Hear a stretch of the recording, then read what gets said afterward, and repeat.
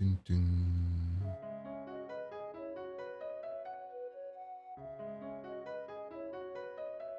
Okay, everything seems to be working. Heads up.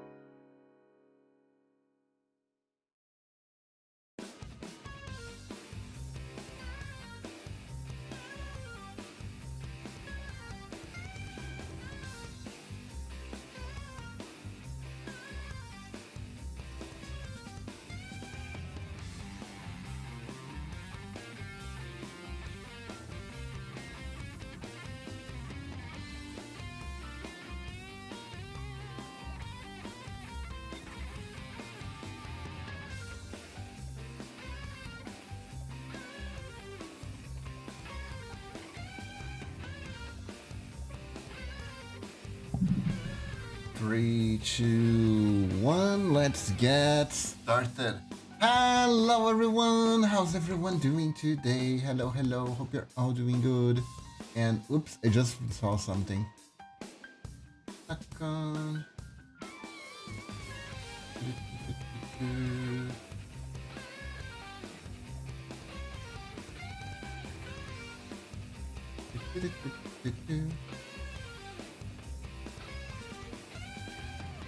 Rise, my ninjalings, rise! There we go.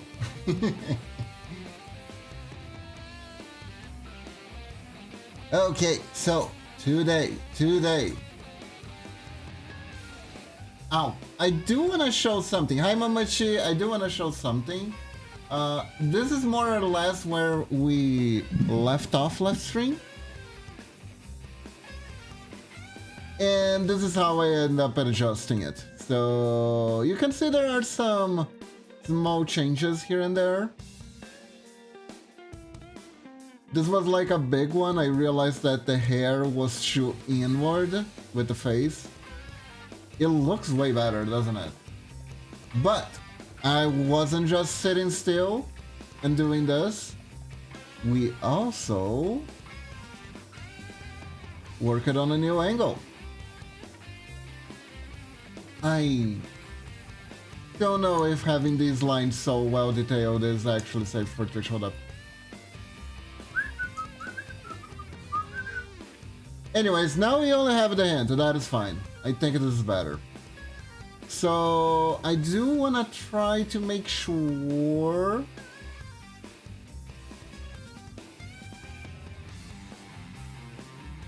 that I got the angle down correctly.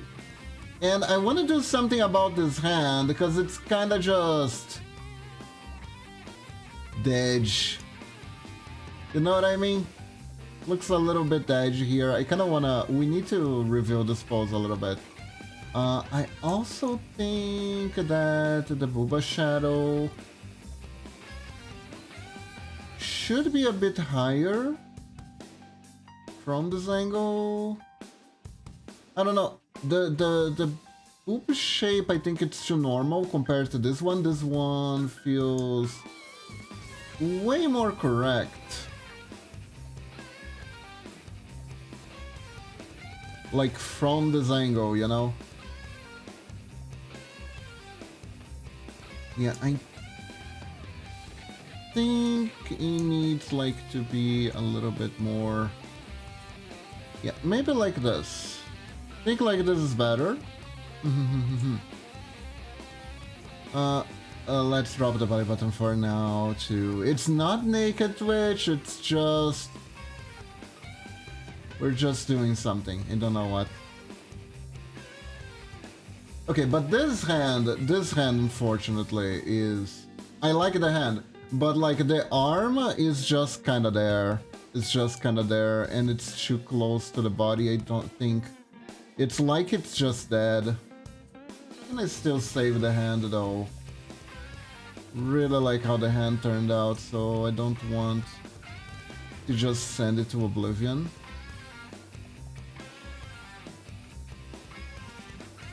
Maybe...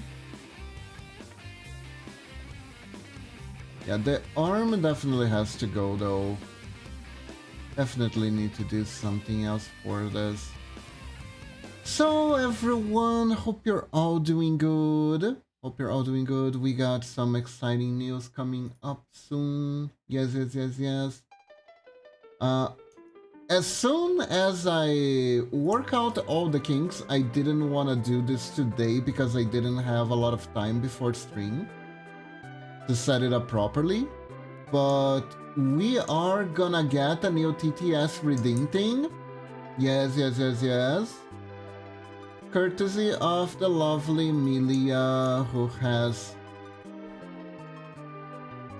done something very special for us due to a rifle that I won without really knowing I was taking part of, so I really appreciate that I was eligible at all.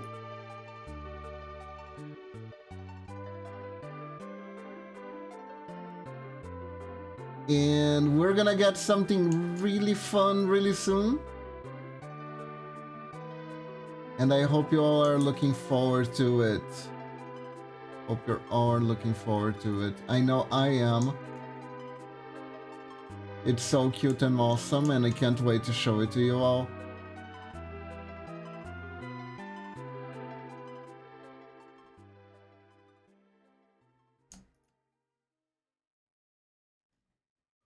So yeah, look forward to that. The hand doesn't look so good anymore. Okay, you know what? Maybe I did send this hand to Oblivion.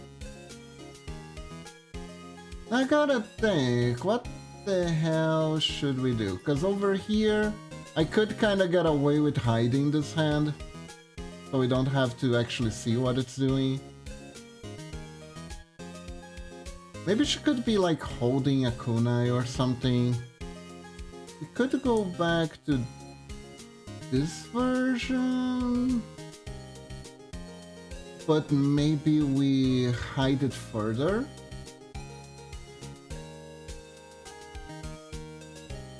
Look like she's hiding something behind her back. Actually, that's probably from this angle too. Maybe I just don't have to draw this hand.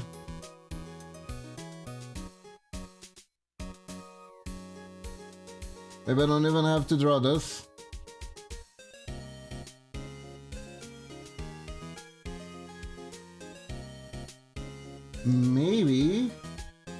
Maybe laziness was the answer all along.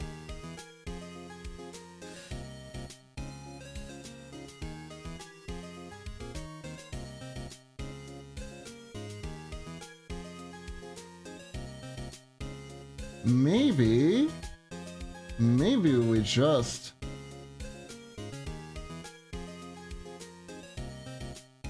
add like a few fingers here.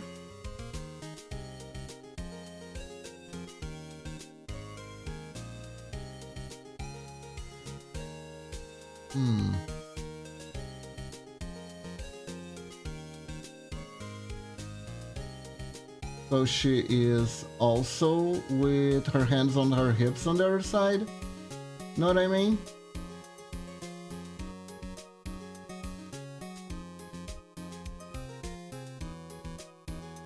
It could work. It could work. No one says it can't work, right?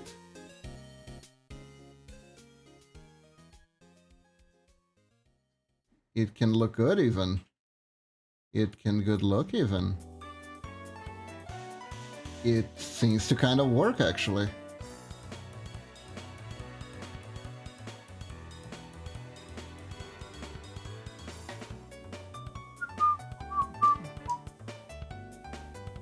It kind of works. Yeah, because the hand would be arcade here too, right? It would be on the inside here.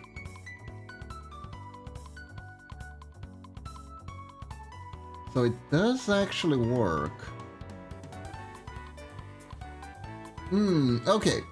So this is fine. The legs look kind of weird. Why do the legs look kind of weird?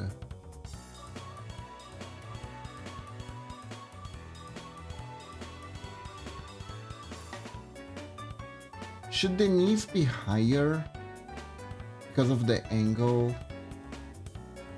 That could be one part of it.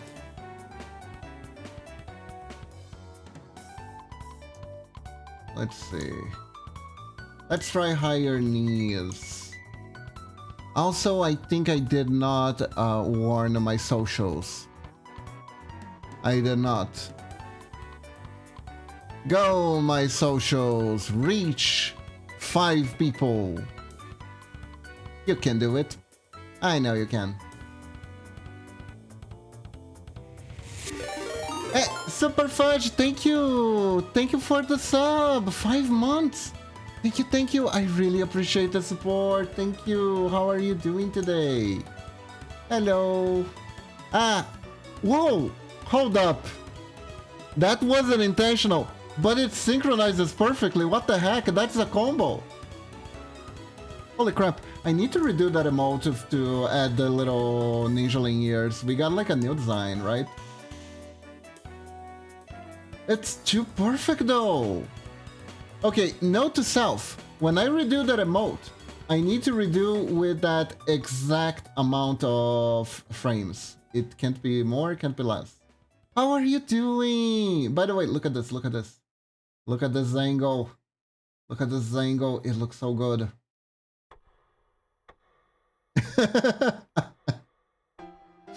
Wait.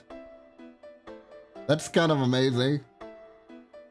And good woke up until long ago. I see, I see. You woke up not long ago. Holy crap, that is amazing.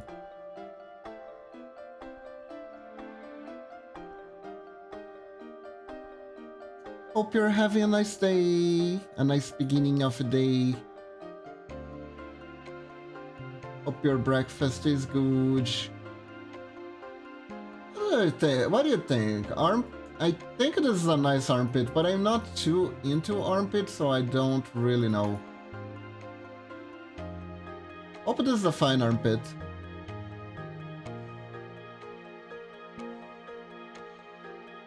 Anywho.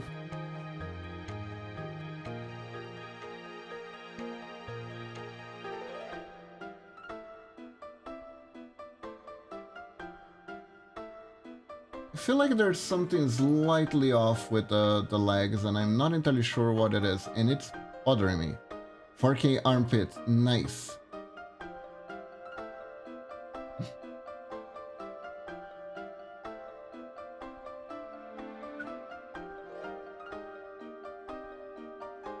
Oh, I think this works. I think this works a little bit better now.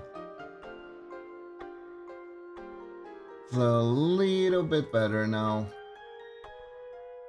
Here we go. Here we go.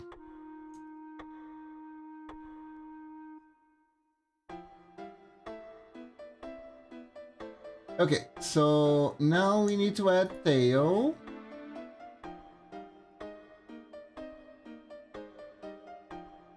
Let's see, the caucus bone is here, so the tail would come out about here. This doesn't seem Twitch safe. I mean, it's just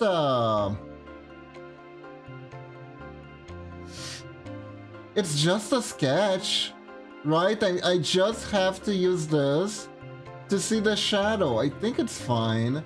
Well, maybe we should start covering her up first. We can do the tail later. Let's start with you should see the not safe version of this drawing. I think I'm gonna post it on Patreon later. Oh, scandalous. Hey VT, welcome. Hey Tommy, welcome to the stream. How are you doing? I drew this by accident. Hello. Micro bikini. Wouldn't that be kinda worse? Wouldn't it be kinda worse if I did something like, I don't know, this?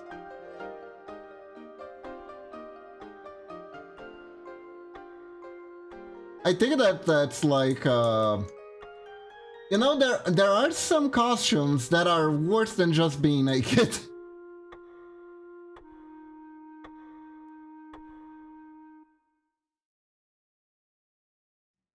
Most of them involve leather.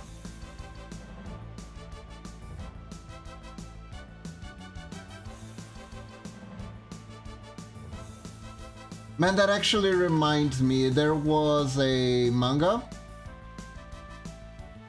called Bremen. I don't know if you guys ever read it.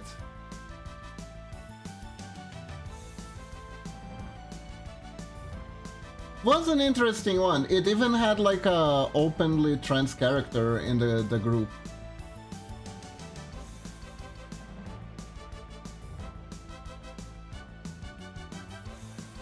Though how good that representation actually is another story entirely. But it was a very peculiar story about a group of teenagers who went off to form a band, and they end up fighting an evil brainwashing organization of people who put glass on their foreheads to show their brains.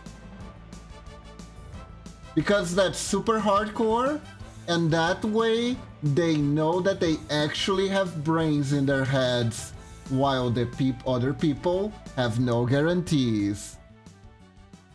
Have you ever seen that one?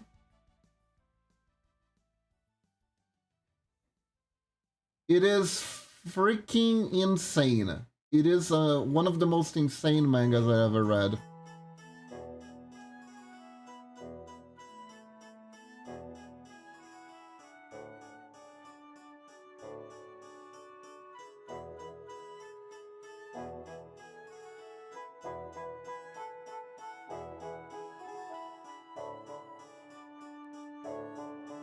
I think we can do like this. Oh god.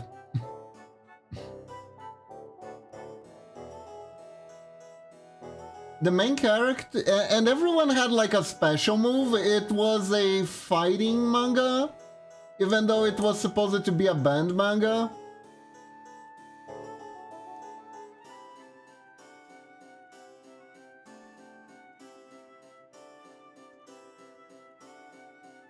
And everyone would have like a really dark edgy story except the protagonist, because the protagonist has amnesia. But he was probably somehow related to the guys with glasses on their foreheads. It was like actual windows. They had actual windows in their foreheads.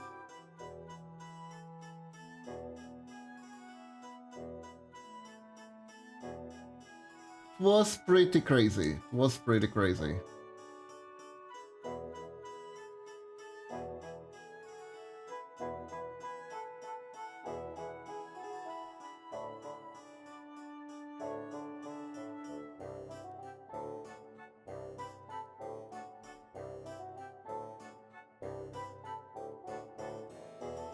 Was it good? Good question. It has been a while. And the fact that it never got an anime adaptation makes me think that it wasn't that popular.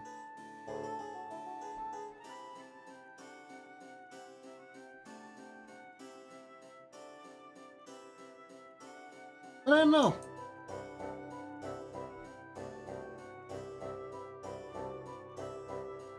You can be popular and not have an anime adaptation nowadays, right? Right? Right? Kiba has seen a lot of obscure manga. So, there was a time where I studied outside of my town.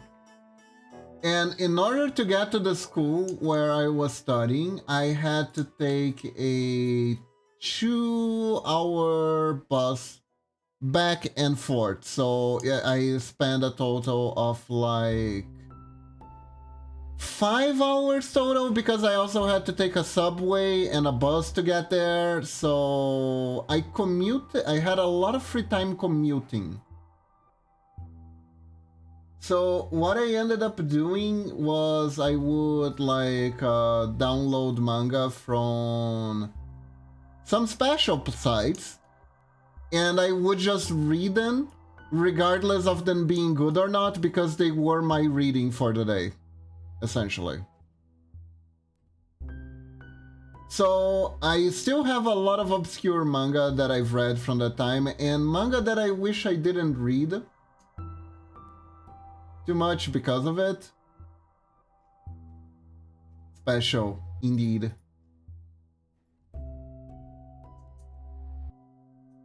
And to my credit, there weren't any specialized services for like online manga at the time where I lived. Only like actual printed one. The issue with bringing printed manga to read in a bus when you're also bringing material is exactly that. It's too much.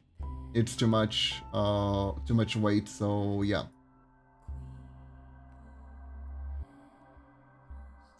My hands were tired. They really were.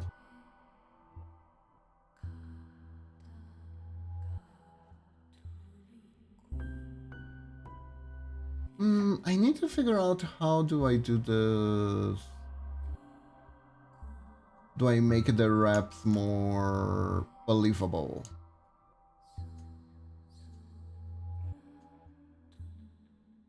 But like this single one kind of works.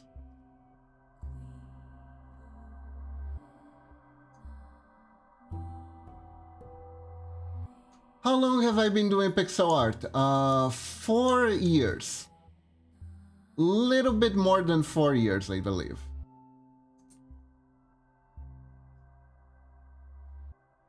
If you wanna know what my pixel art looked like when I started, I have it right here, hold up.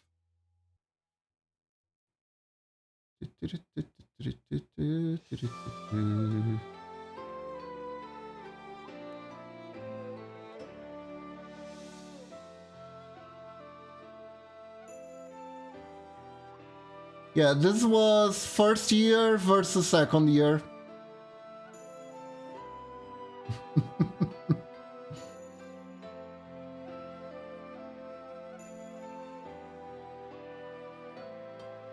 Thank you.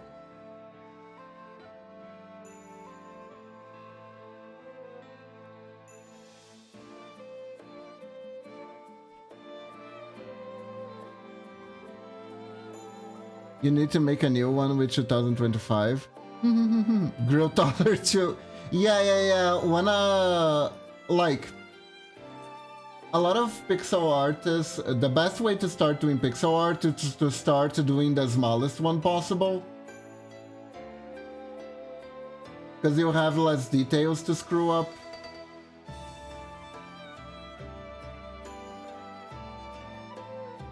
So it can be a little bit easier to get results that you don't hate.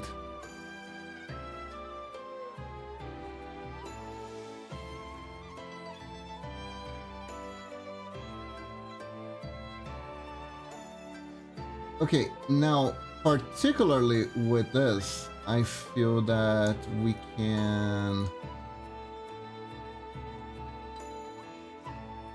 increase the lines here.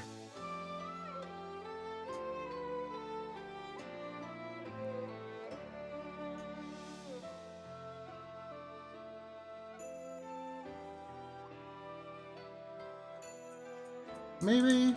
Nah, I think we're fine. There we go.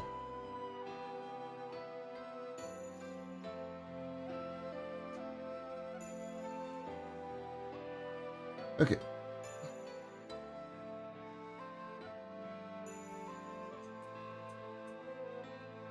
So we got this one.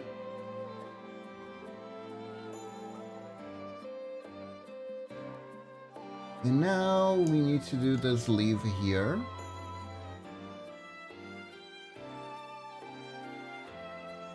But yeah, it's been a journey.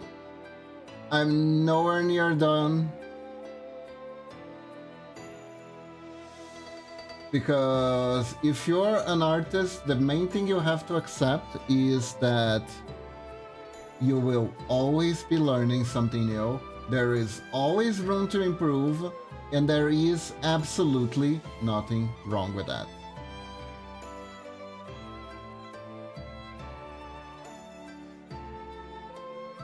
There is no, I've done it, I have mastered the arts, and there is nothing left for me to learn. That is not a thing. Artist's own worst critic? I like what I do. I just have to remember that no matter what, there's always gonna be room to improve. There's always gonna be something else I can learn. There's always gonna be more.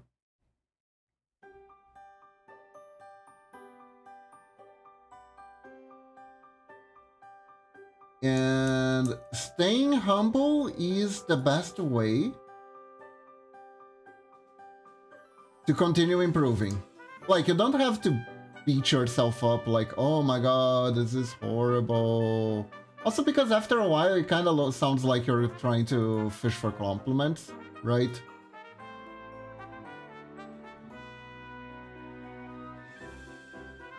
So don't do that, but remember, you're never quite done.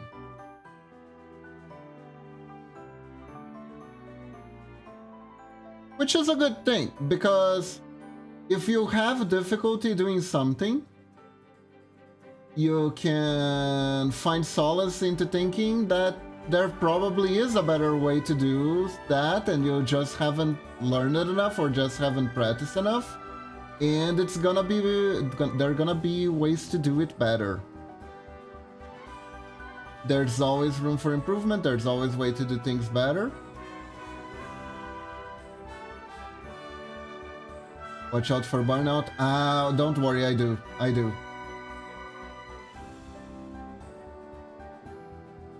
I actually learned a few things during my first year of pixel art, because, oh boy.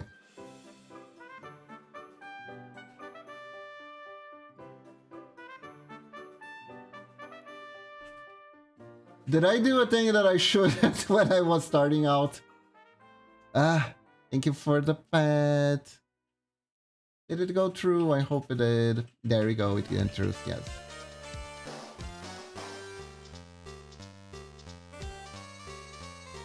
When I first, way back when, I remember I got my first like really big commission. It was one that was worth a very high amount of money. I don't remember how much it was paying at the time, but basically it was a lot of work, and the person who commissioned me gave me 3 months to finish it. I, however, was feeling somewhat, I don't know, I guess pressured. I wish.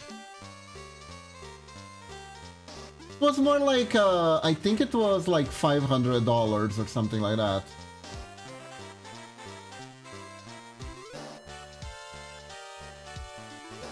Which was a pretty high amount for a commission, especially from like a beginner artist, right? And they gave me 3 months to do it, and I was like, oh my god, if I could like get $500 commissions every month, it would make arting super mega viable as like my main occupation. So I got in my head that if I could prove myself that I could do the job in 1 month, I was on the right track to becoming a professional pixel artist. So I pushed my body really hard to finish it to finish a 3-month commission in 1 month, right? And I did it, but afterward, I fucked up my wrist like terribly. Like, no matter how much ointment I passed and stuff like that, it wouldn't go through. I actually had to go like through a bunch of medical exams and stuff like that. And to be fair, it wasn't just because of the commission. There were other factors, like it was during high COVID, so I never spent so much time at home and in front of the PC before. And because I was working, I didn't realize that, but it was slowly but surely sapping away at my health.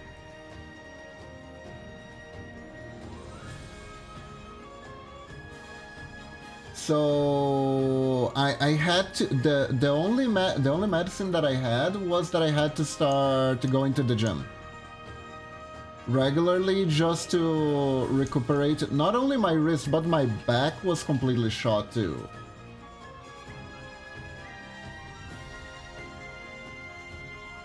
So the good news is I go to the gym regularly now because of it, and I'm better. But I'm also way more aware of how much time I spend working on the PC.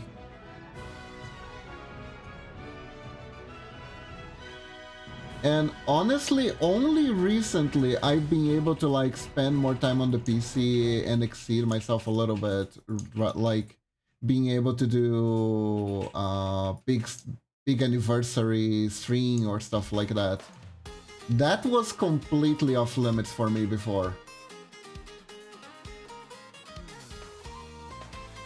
Essentially, what I'm trying to say is essentially, it took me 3 years to recover from a screw up I did on year 2.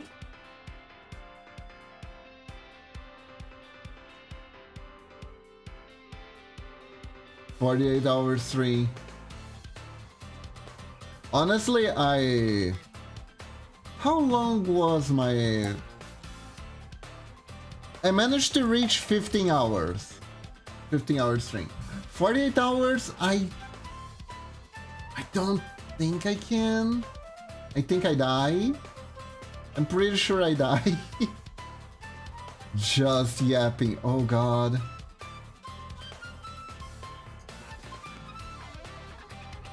My throat. Don't know if my throat can handle that. That's what she said. Anyways.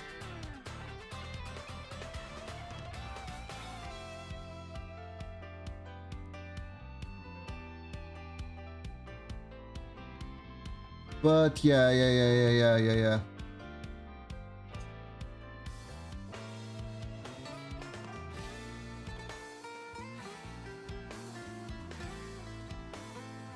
God, how would I even... People who do 48-hour stream, they actually sleep on stream, right? No one like stays up the 48 hours, do they? Or do they? Who are these, OCs? No, they're from Library of Ruina. They're from Library of Ruina. That game took forever for me to finish, so they kinda stuck on the channel.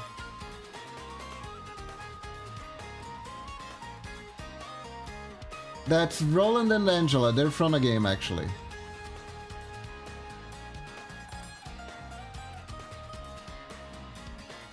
Pretty good game. Extremely hard.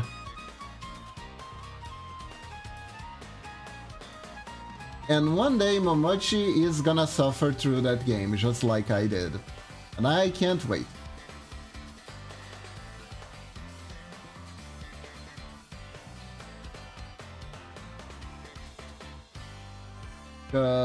Schadenfreude and whatnot.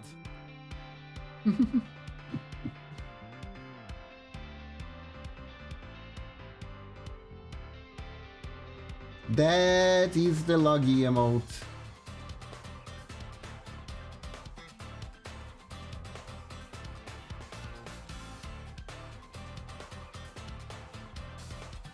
Did you know that Loggy once tried to take over my channel? And I forced chat to play a point-and-click game, a Zelda point-and-click game that I had made in order to release to help me break free. I mean, Loggy did, of course. Was a fun stream. Was a fun stream. I need to do more stuff like that. It's just that it takes time to set up.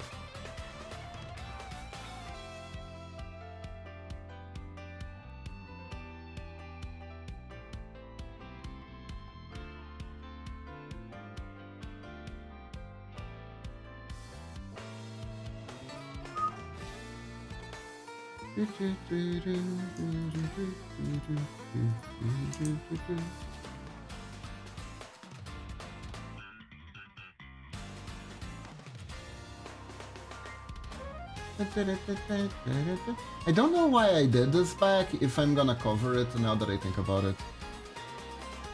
Now that I think about it, that doesn't make a whole lot of sense, but I did it anyways.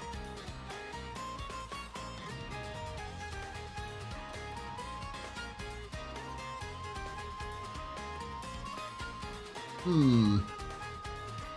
Hmm. That definitely doesn't make a whole lot of sense. Oh well. Ow. Good job, you hit me. Now I die, thank you forever.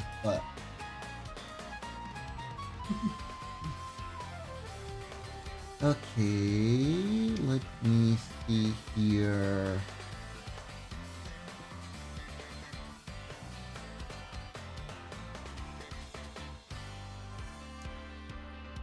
Man, I wish Crunchyroll would fix their app on TVs. You know what I mean? Like, I don't know if you guys use Crunchyroll, but if you do you have this problem where it just doesn't work on specific TV types? It only works on a few. Crunchyroll only works on the TV in my living room. It doesn't work on the TV in my bedroom at all. I tried Crunchyroll on Amazon. Oh yeah, you can use Amazon to watch Crunchyroll.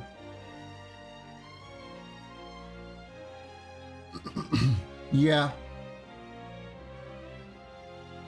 Like I don't know how they keep finding ways to fuck up the service more. It's like there's a development team for bugs in that place. Sometimes there's episodes missing. Really? My main issue is that sometimes the sound is missing. Like you start watching something and the sound just doesn't load. So you have to reload it over again to see if you can actually get the sound this time. It's really annoying.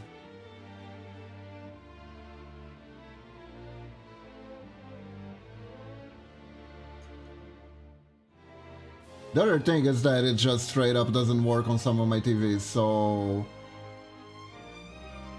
Like for instance, if there's a TV in my house that the only way I can watch Crunchyroll is if I boot it up on my PS4. The shows are censored even though they're uncensored on the Crunchyroll side. Oh, that is weird. Okay, so that's an Amazon only issue. Weird.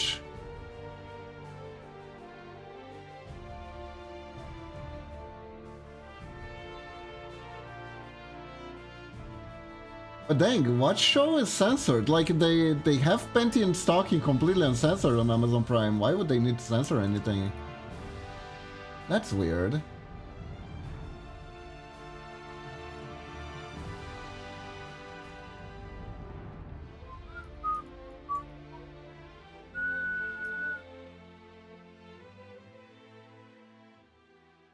That is definitely weird.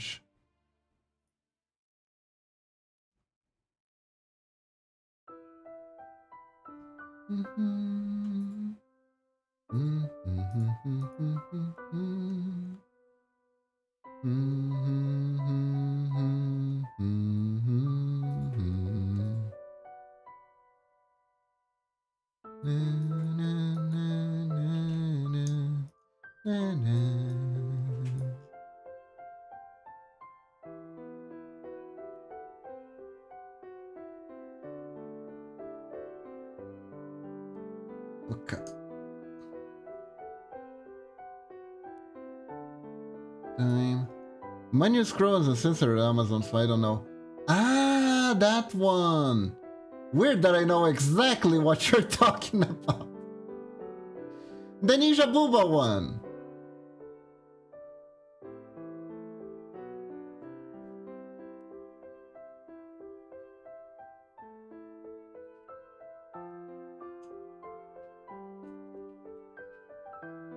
I watched that one with my wife.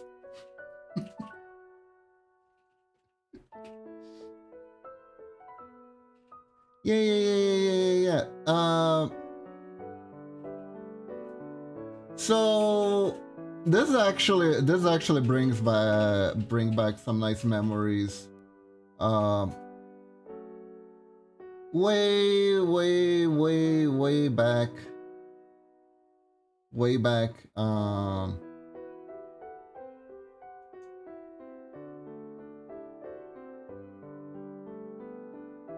Like here in Brazil, way before like Crunchyroll, streaming services, or anything like that made the rounds and gave us legal ways to enjoy anime.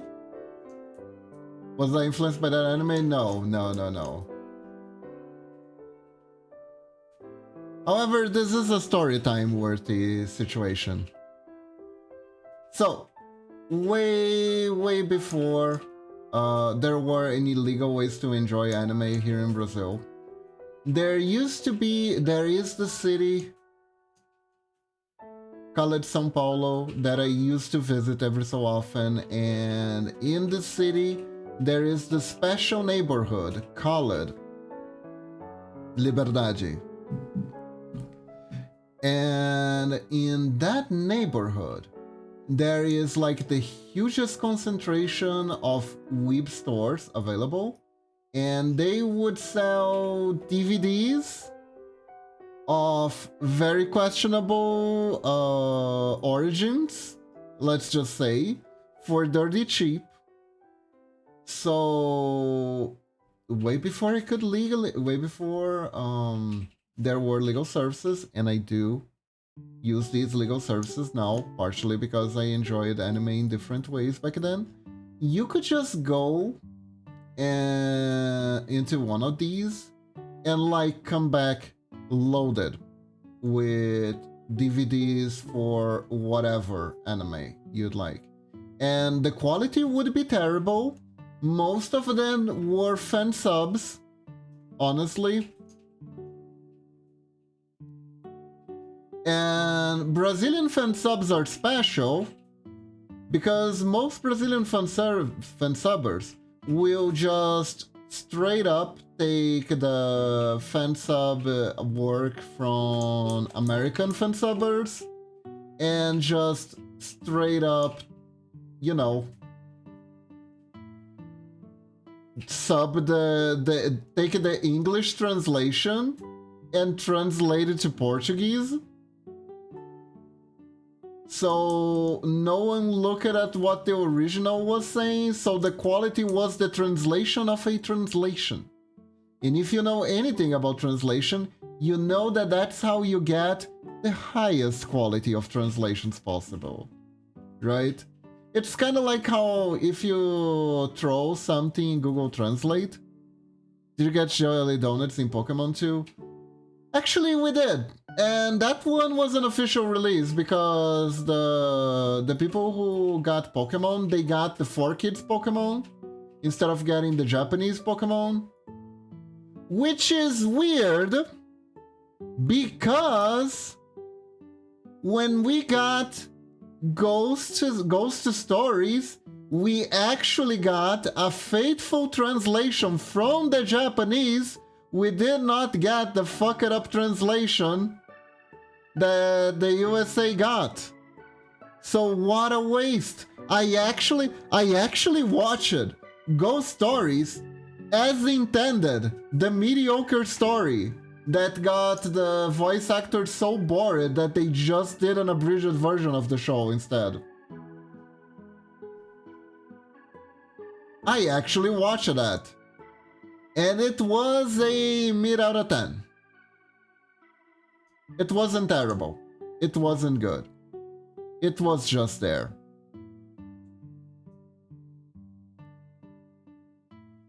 It was kinda neat that the cat was possessed by a demon / Oni, and he would be like really grumpy, but still help the kids every so often. That's always a fun trope, I think. He was kind of a dick 95% of the time though. It like took him a really long time before he would actually help anyone.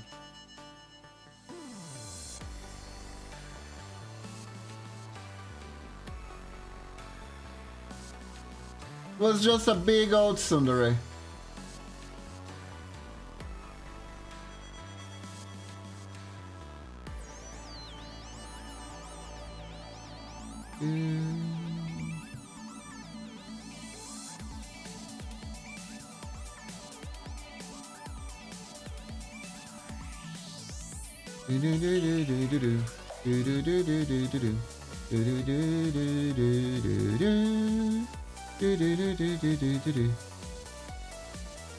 You know, this music actually reminds me of something. When we're done with Mega Man ZX Advent, I actually have to decide which Mega Man series I'll tackle next. If I'll continue with Mega Man on the Super Nintendo, if I go to Mega Man X, or if we do Battle Network.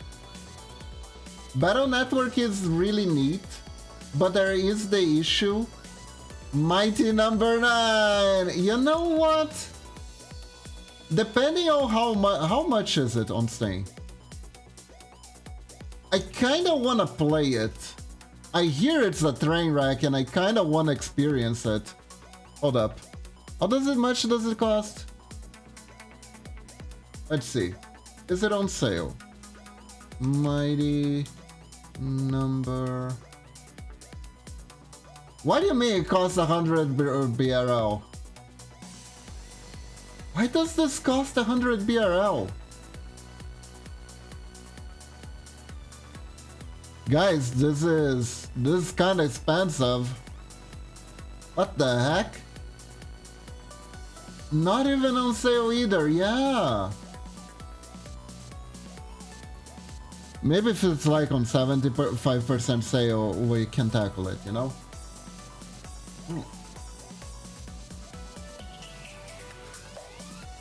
You could have this or Silk Song. You can have this or an actual good game. Damn.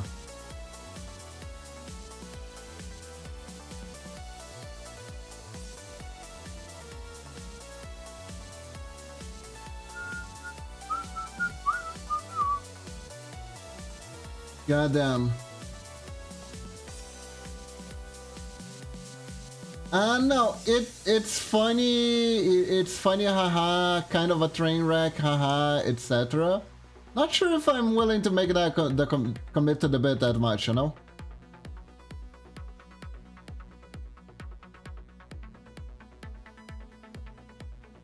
Oh god.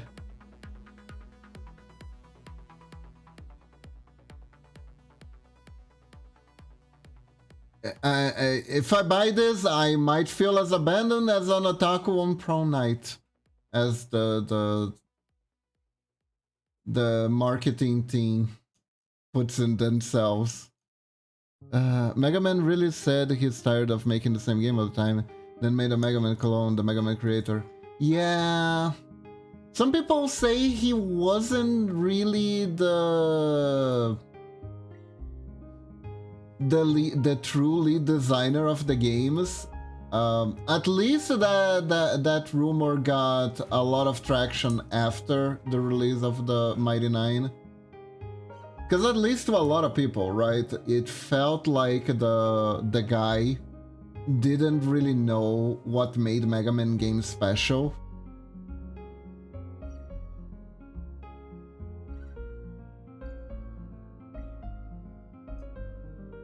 So that rumor gained a lot of traction because of it. What was his name? Inafune, right? Yoshida Inafune, I believe was the name of the dude. We seen his signature back when he hid his name on the Keiji Inafune. Yeah.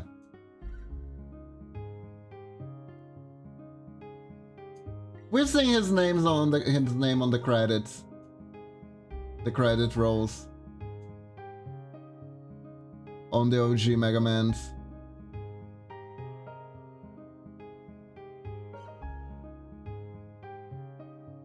Man, Kickstarter really is kind of a gamble, huh?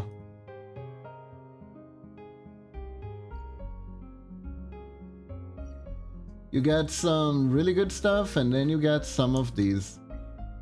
Oops. Well, I mean, it's not wrong, because technically... Oops. When was the last Mega Man game? Didn't they release 12?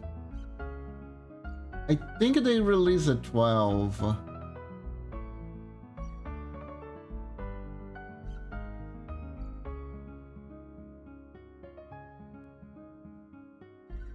Hey guys, it's fine, we censored it. God, that is a good question, hold up. I haven't played Mega Man 10 and beyond at all.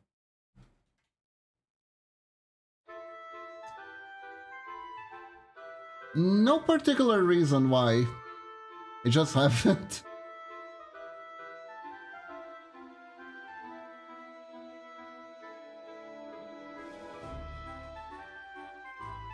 Hold up. Let me see. Hold up. Let me see. Sting, answer me. Mega Man 12? No, 12 doesn't exist. It's 11. 11 was the last one. Okay.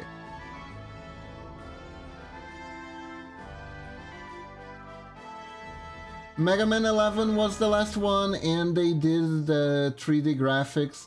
I think 10 was in pixel art. People working on 12 confirmed. I wish. God, if there is like one huge influence for me doing pixel art, it's Mega Man games. I remember when I was little, I would draw the Robot Masters. Or at least something that slightly resembled them. You know how kids' drawings are. You know how kids' drawings are.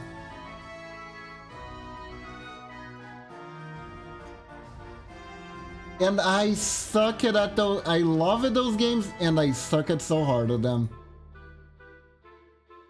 I probably love them a lot because I suck at them a lot, you know? Drew Booba on all the bosses? No, not really. The only boob I drew was Zero's boobs lights.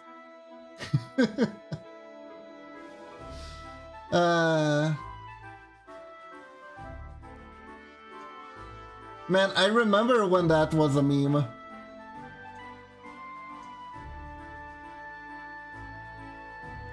There were people who were genuinely upset at Zero's design for having boob lights.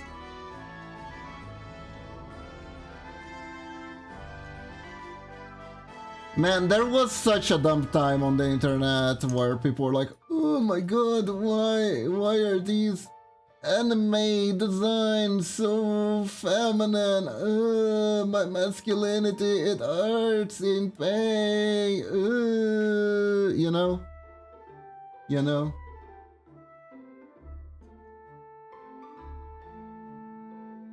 Also, can I be real with you? This is a little bit slight rant. I hate that they changed the design of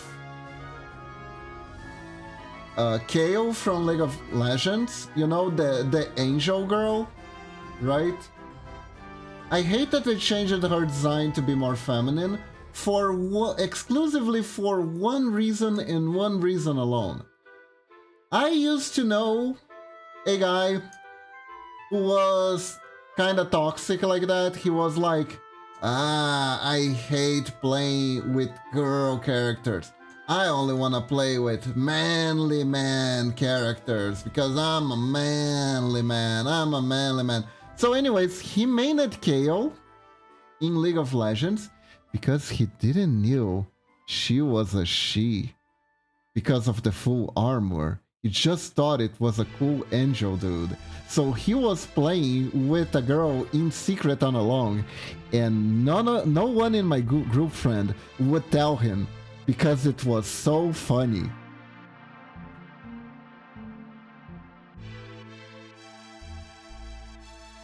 Basically, we all kept gaslighting him into thinking Kayle was a guy, just so he would play. Has he seen your stream Avatar? I cut him off. I cut him off. He got a bit too unsufferable politically, so I ended up cutting him off. He started to get like going into like a madness spiral. So yeah, but I like back when he wasn't completely gone, right? These things would happen to him and it would be so funny. And like, it is like a kind of a shame that he went that way because, and I think this is not completely wrong for people who are like this. He had like such a soft side to him. He had like such a soft side to him, which was kind of why it took a long time, it took a long time to like realize how toxic it could be, because he had like such a soft side to him. Like, he loved reading shoujo romance and stuff like that. He had like a really cool side to him. But unfortunately, the toxicity ended up triumphing over the parts of him that were nicer, unfortunately.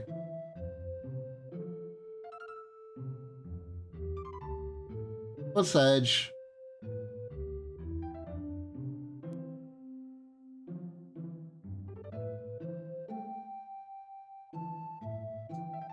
I don't know. I hope whatever the hell he's doing, I hope he's okay. And I hope he gotten a little bit better about the stuff that was. But I'm not sure. I'm not sure. Yeah.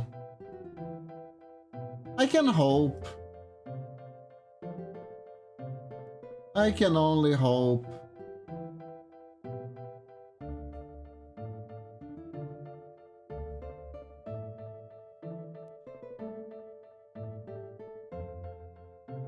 The people you meet at certain points in your life, they don't always turn out to be and who they become may not always be the same person. But personally, I do like to think that you can still cherish the memory of who they were when you met them, you know? And be like, yeah, I liked that guy before the change. That guy was cool. Instead of just being, oh my god, he's always been a toxic asshole. That isn't true. That isn't true. People change, sometimes for better, sometimes for worse. Though he always had like some red flags on him. That's not...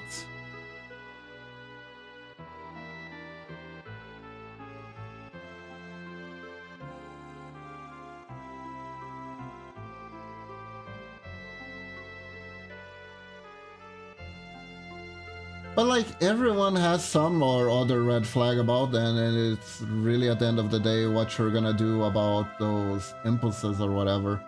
Ultimately, it's their choice who they wanna be.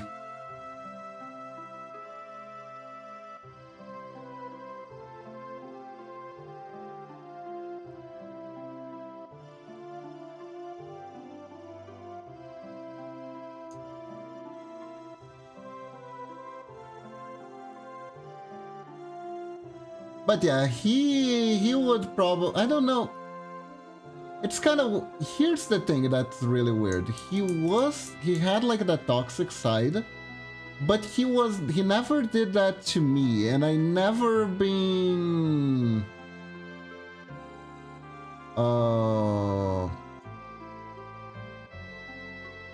like dude bro-ish, so it's kind of confusing. It was a walking contradiction, if I'm gonna be honest with you.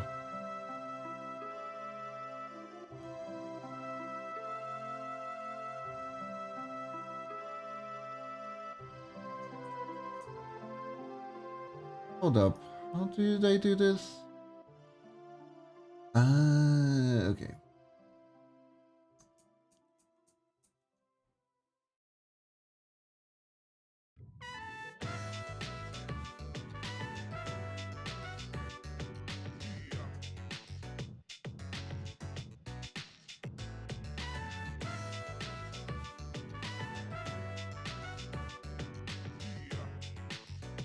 Also, there was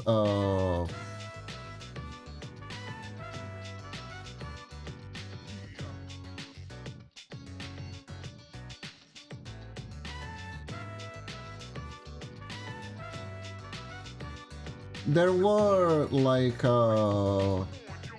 people who were on his roleplay guild and they played with female characters. And he never really said anything bad about them before, so...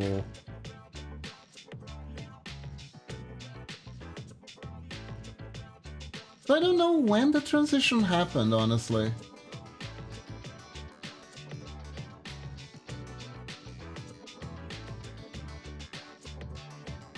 Here we go. Yeah. Makes you think.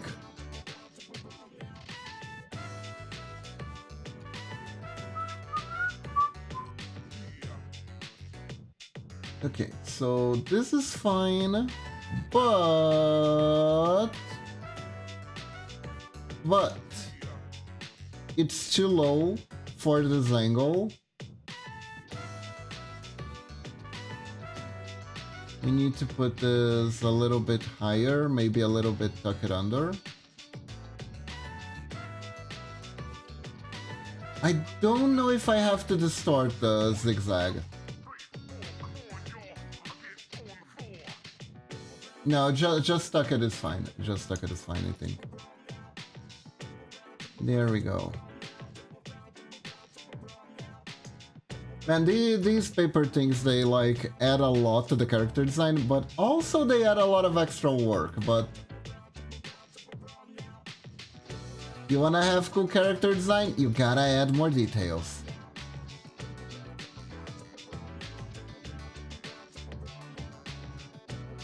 That's how that works. I don't mind playing as male or female. Yeah. I'm fine either way. I do like, a lot of the time I do like picking female characters more. Usually because like sometimes the alternative for male characters doesn't necessarily fit like my preferred aesthetic. I like to feel, if I'm playing a game, I rather feel agile than like powerful. So I'm not too into playing like muscle-bound dudes, essentially. Unless I'm going for like a tank build or a counter-heavy build, then that's fine.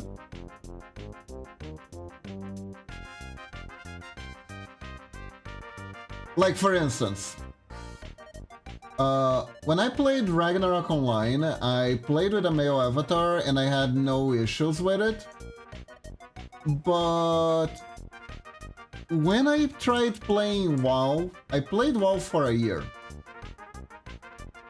And we ended up going with the Horde, not the Horde, with the Alliance, because that particular friend had invited us to play and they only played Alliance.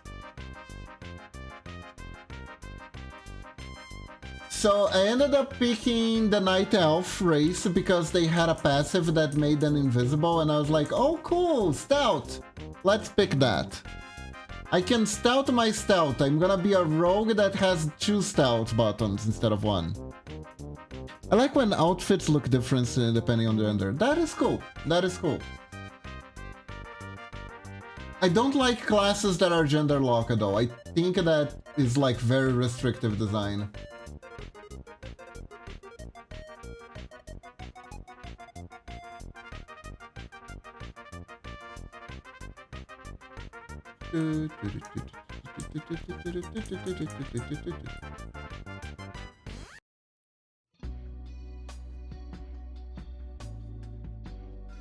So because originally, if left to my own devices and to Momochi devices as well, what we would have done is I would have played as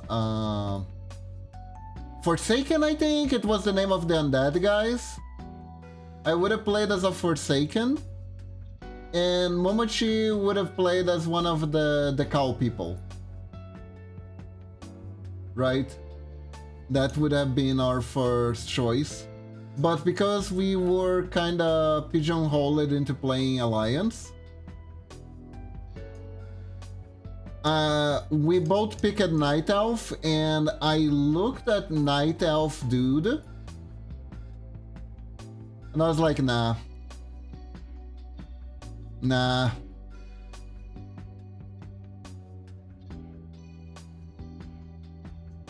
I looked at the ears and I was like, I'm not feeling it, I'm sorry. These are bunny ears and they're not the good kind of bunny ears. These just look silly. They look like they're made of rubber, I am sorry. I don't like, I like outfits look different depending on gender. Monster Hunters are great on different looks. Oh. Monhan is a game that I feel I would like in theory, but I probably wouldn't like in practice.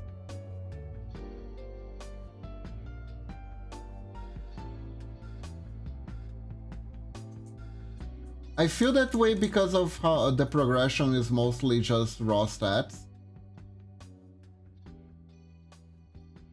And usually I like skills in my progressions.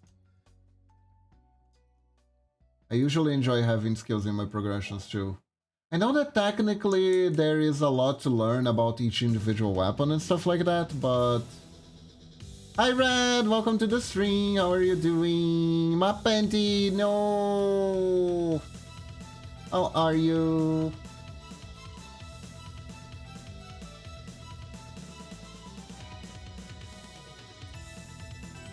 Okay, now I am thinking, I'm gonna have to actually draw this differently. Hey Red, check this out. I am testing different angles. Look at this. Now we're trying to do one where she's looking more... This music is not Golden Sun. This music is Mega Man X versus Zero. I believe it's from X5. I could be wrong. Ah, bugger, goes hard either way. It does, it does. Mega Man music goes hard. So we can do our project, right? We can. Yes.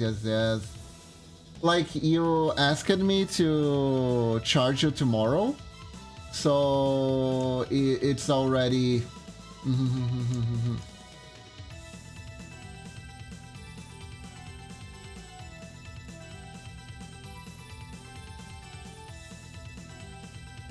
The invoice has been programmed.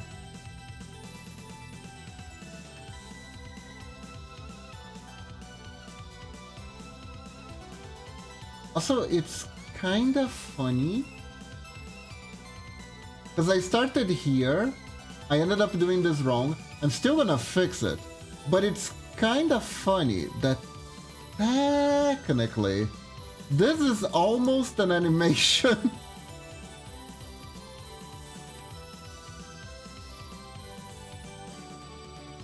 This is kind of an animation.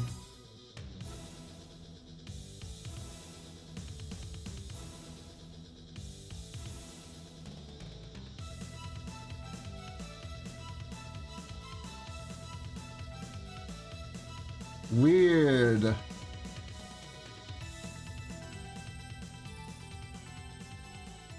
Wee.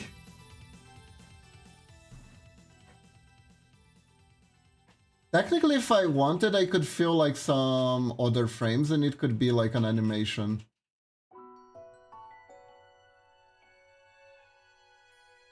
Going through different angles. I do feel a little bit like there is something a little off about this. So, hold up. I need to test something.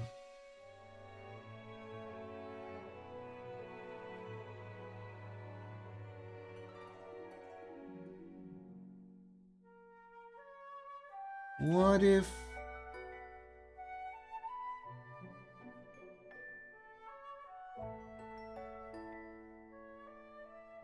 legs a bit more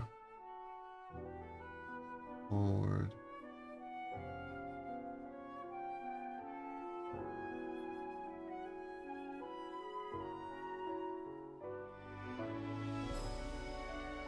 Ankles a bit higher.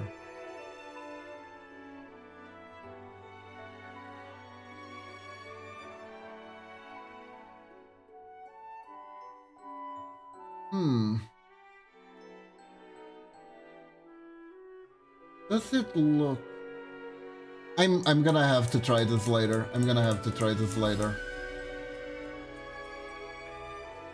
We're gonna do it like this for now, but I might try this later.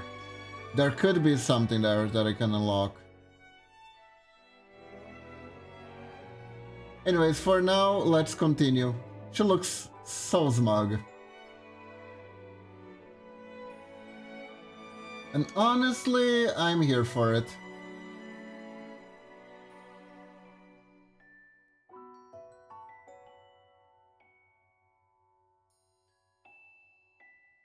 I am here for it.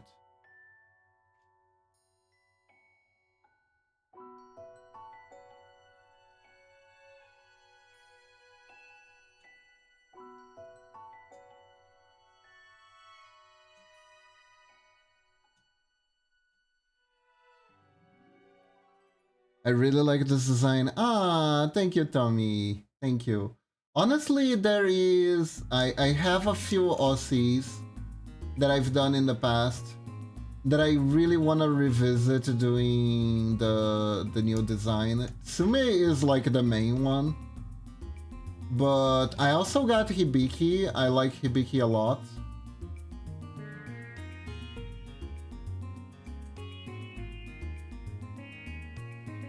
She's...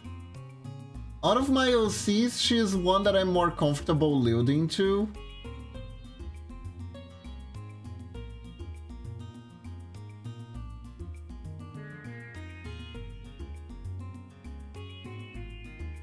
Even though I have an issue. I make backstories for the backstories for my characters are too freaking tragic. And I can't freaking help it. It just comes naturally. It just comes naturally.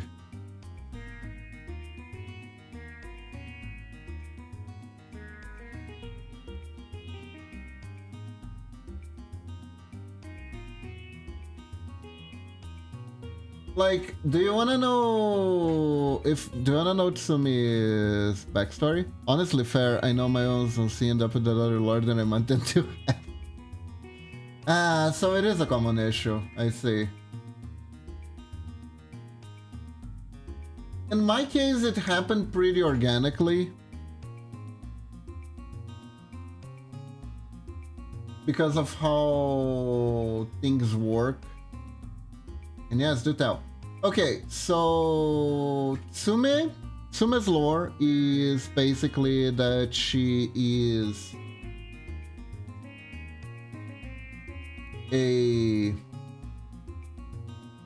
she was killed by a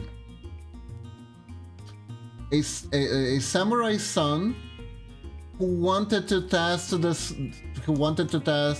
family sword after he learned he was going to inherit it.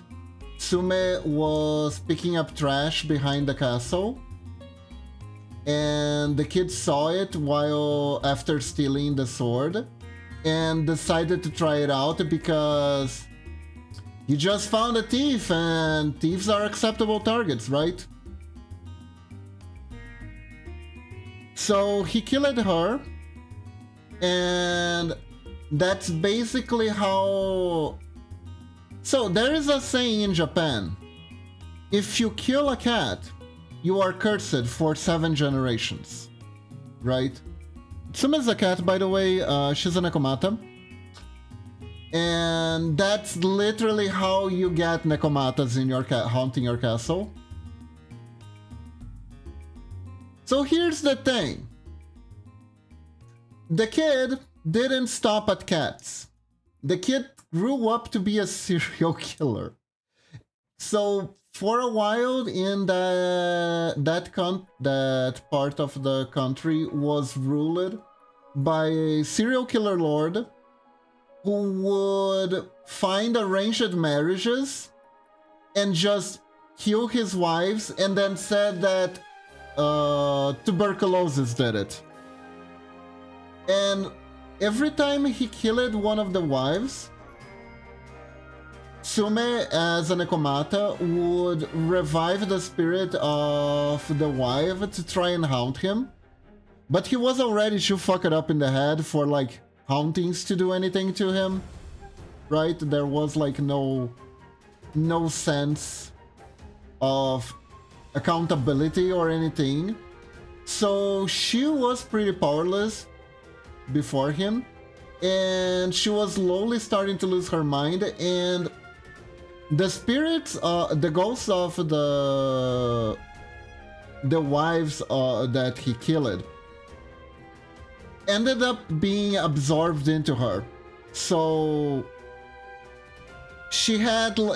her mind got split into like the mind of 8 other women. She was going completely insane and slowly becoming into a true yokai. If she finally exacted her revenge and killed him, she would become like an unstoppable killer yokai who would just go completely rampage. But she gets rescued from that fate by another OC that I don't have many things. I have just this one for now. It's another one that I need to revisit. Let me see if I can find her. Million icons, please, so I can find. Was it?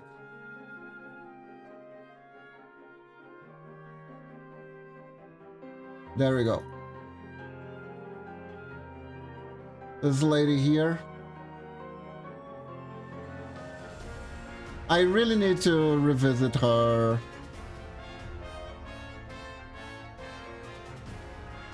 Her design is very basic.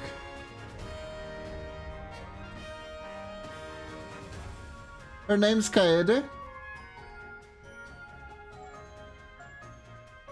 It means maple leaf in Japanese.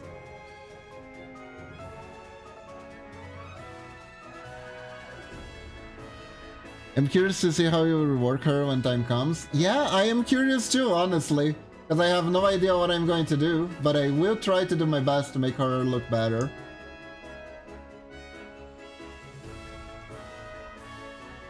So Kaede was a traveling priestess who sold her service as an exorciser of yokai. But actually, she kind of rebelled against her sect because she started realizing that a lot of yokai really were born out of human souls that were afflicted, and banishing them just didn't seem fair. It didn't seem fair to just treat them as nuisances.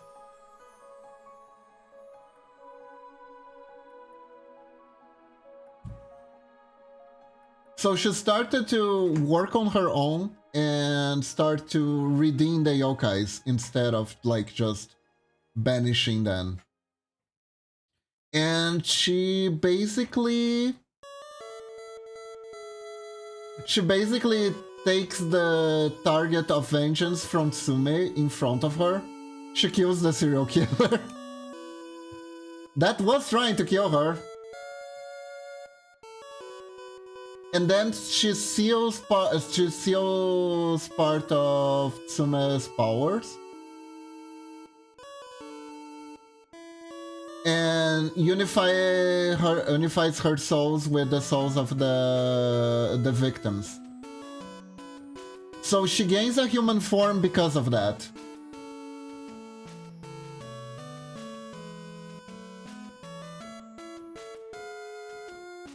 And that's Tsume's story. After that, Tsume kind of follows her around like a familiar. They got a thing together, they have a fling. Unfortunately, because Tsume's a yokai, she ends up outliving Kaede. And together with a few other yokai familiars that followed her, they continue her work trying to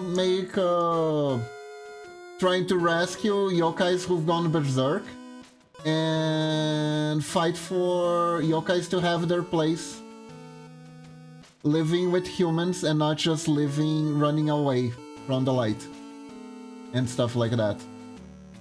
And that's the gist of it. That's the gist of it.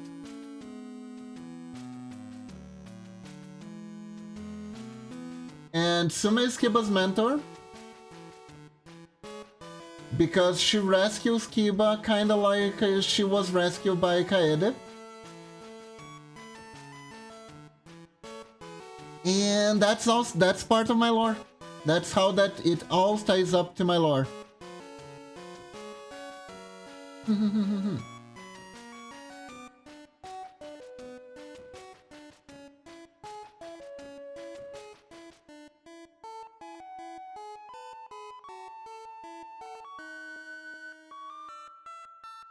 And now you know.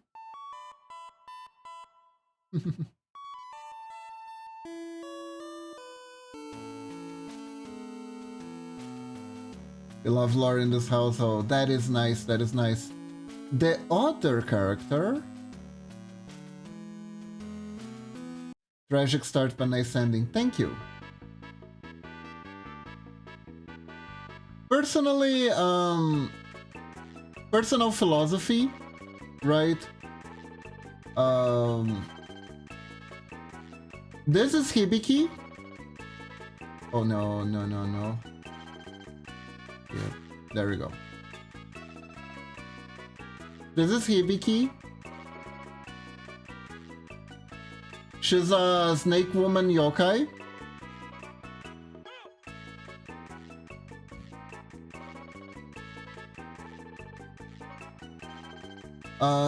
She's a specific snake yokai. The name is kind of hard to pronounce. I keep pronouncing it wrong even though it's my OC. Noiran snake. What's it, Noiran? Snake yokai. How do you pronounce that again? Nureona, sorry. It's Nureona, not Noiran. Got close there. She's a Nureona, which is a very weird yokai. It's a snake yokai that at first appears as a robed woman in the middle of nowhere, and she basically attacks using a very specific pattern. She asks passerbys if they want to hold her baby. She'll usually be carrying a bundle. What's in the bundle is not actually described in any legends. It is something indescribable. But the way it works is she will come to a traveler asking for help. and show her bundle to them and said that it's her baby. Maybe ask them if they want to carry it. And if you refuse, she throws the bundle at you. And it sticks to you. It sticks to your hands, and it starts to get increasingly heavy.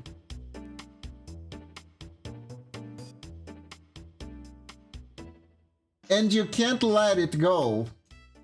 And because you're carrying a bundle of that's increasingly heavy, you become slow.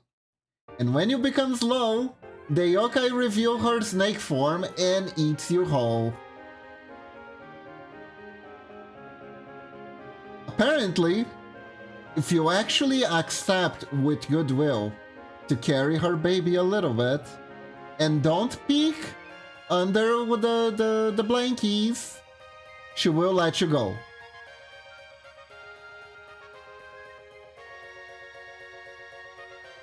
Now, as far as I researched it, right? There is no specific rhyme or reason of why anything. So for Hibiki, I fill it in the blanks of her lore. And her story is that she used to be a wandering geisha. And here's the thing about wandering geishas. Geishas that are located in cities will actually like engage in non-sexual services, only companionship ones. But geishas that are wandering the countryside, they don't have that luxury of choosing too much what they can and can't do. So geishas who wander the countryside will actually engage in prostitution. And her story was that she was a wandering geisha on the countryside. A feudal lord got the hots for her. He seduced her, said he was gonna marry her. They had an affair, and she got pregnant. Now, that was kind of a bad look for the guy. So he said for her, he said that he was going to like elope with her and asked her to wait for him on the countryside. But he never came. One of his most trustworthy samurai came instead and just killed her. So she was left in the countryside to die with her babies still inside her. And her resentment turned her into the Nuriona that waits on the countryside with a baby.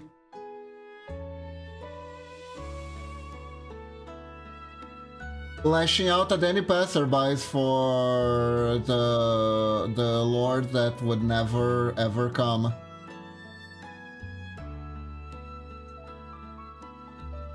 She gets rescued by Kaede too.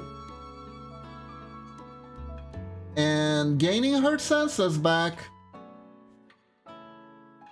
she actually, she still lost her child forever.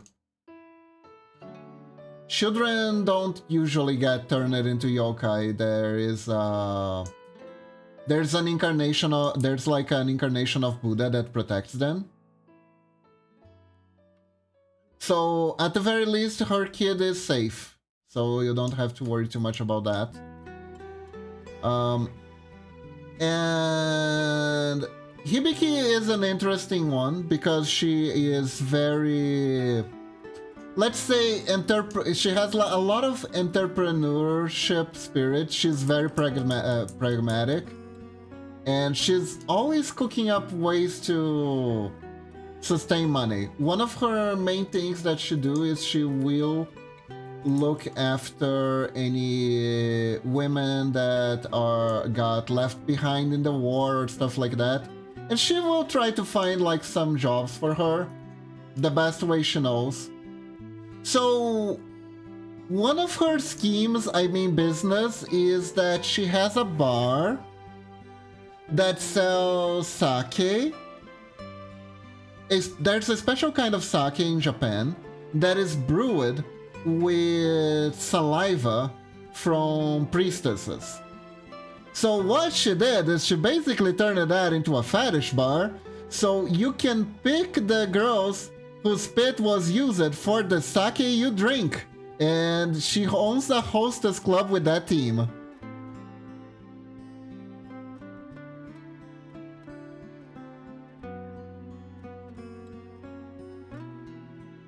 The Hostess Club is, of course, a front so she can gather information for the rest of the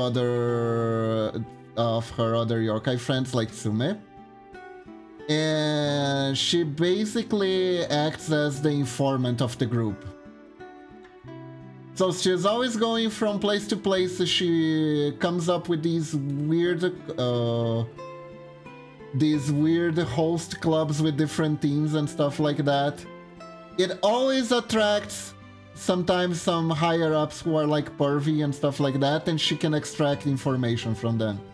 If any customer gives any of her girls any grief, she will take care of them personally. And by the way, the Nureona is a vampire yokai.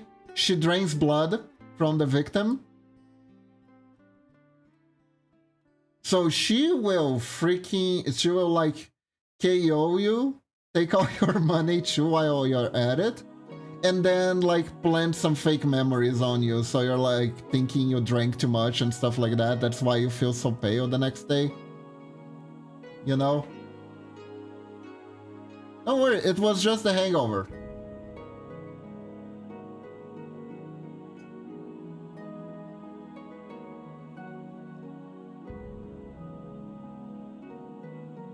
My girl takes care of herself.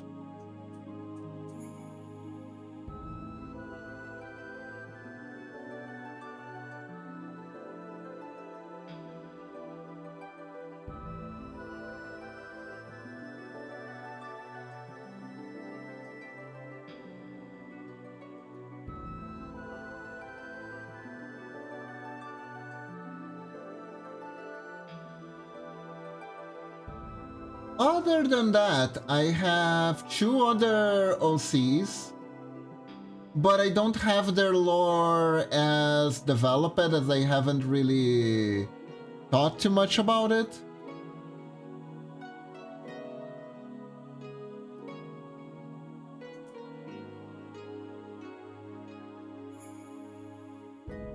Is better.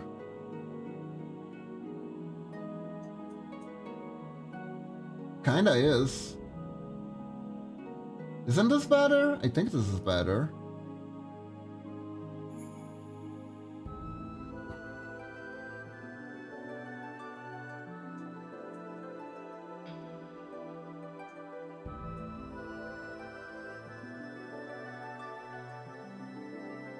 Here we go.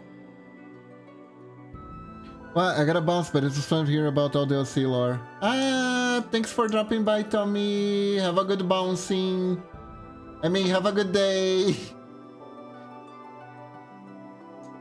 Glad you had fun here. And see you next time.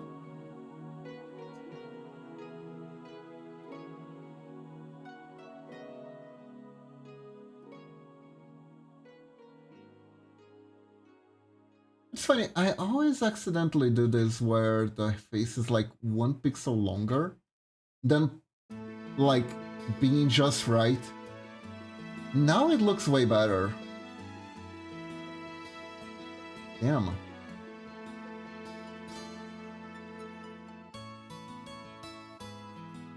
Damn, that's a big change. It's funny how 1 pixel difference makes, you know?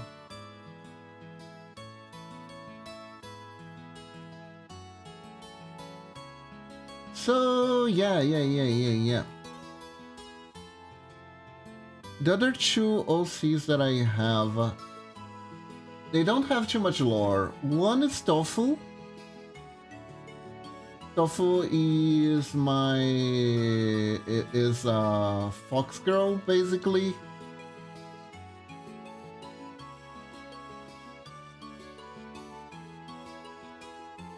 She is a fox thief. And her lore is kind of a little bit more mysterious than the other characters. Because she is born a yokai, she wasn't like transformed into a haunting like Tsume and Hibiki.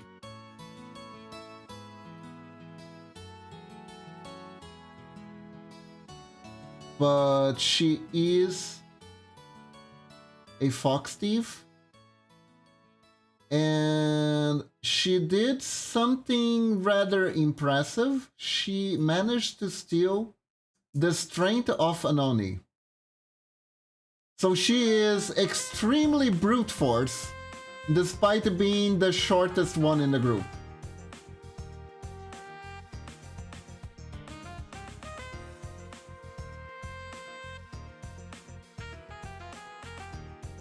I made her because I wanted to try to draw short stacks, because doing short stacks in anime is kinda difficult. It's like a very thin line before being the L word, which is not what I was going for at all.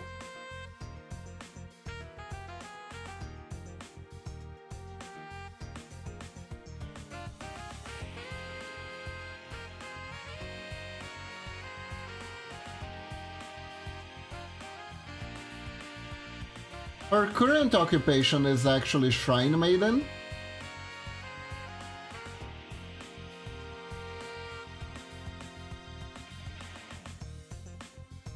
And she was also one of Hibiki's familiars during the time she was alive.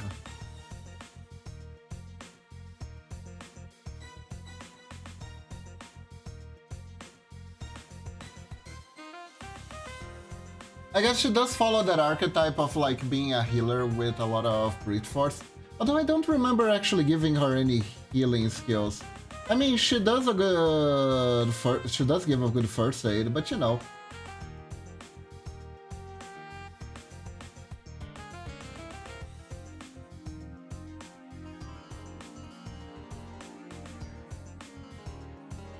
There was one panel I did a long time ago that actually has her using some healing magic, so I guess she's a healer?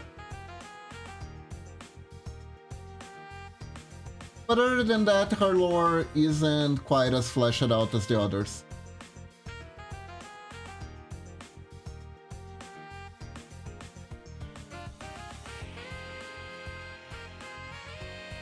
I did give her an Oni mask that she uses on her head, and the spirit of the Oni that she stole the strength from is actually still sealed in the mask, and it can talk and complain a lot.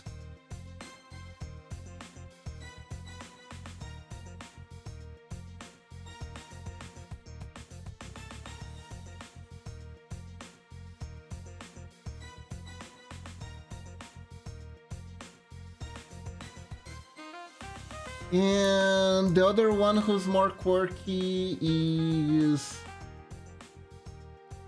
Cersei. She is basically, okay, so hear me out and tell me this isn't like the best dumb concept you ever heard. She's a Tengu Gyaru.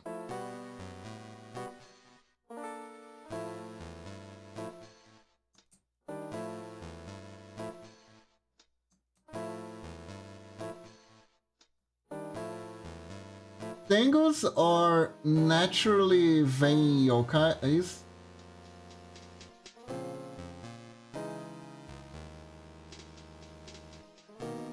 Usually they're proud of their noses.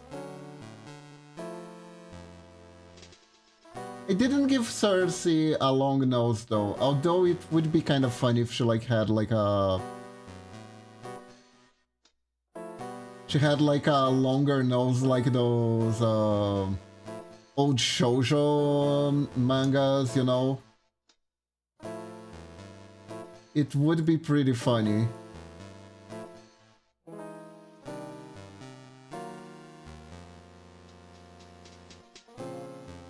But yeah, so she's like a winning combination.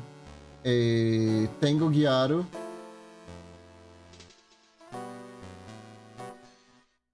Who joined Kaede basically on a win. She is extremely competitive with everyone else. She will make a fuss out of anything that anyone is doing. And she's mostly the annoying one of the group. But she's got her heart in the right place, and she will do her best to come through. Even if she's probably the clumsier of the group.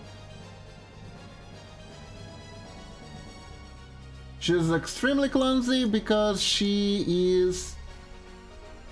Her design, let me show.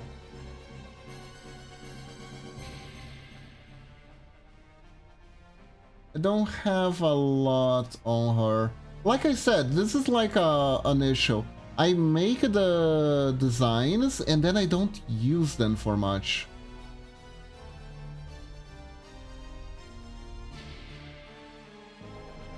And it is kind of a waste. Kind of a waste. So this was her basic design. I am gonna reveal this. I wanna reveal her.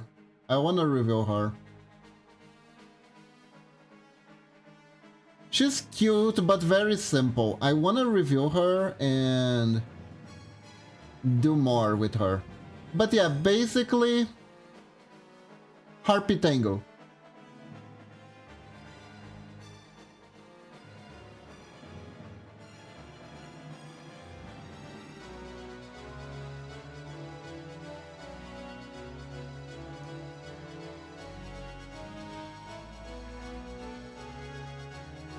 She has trouble walking due to having bird legs. So she can be very clumsy indoors.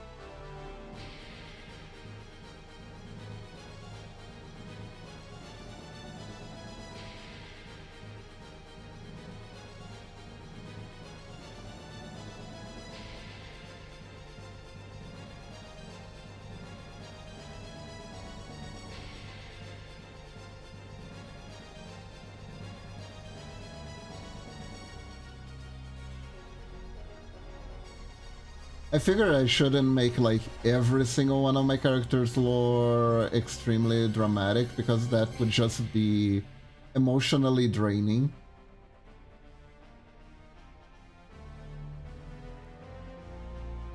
There is a point where it's like, okay, take it easy. It's fine, take it easy.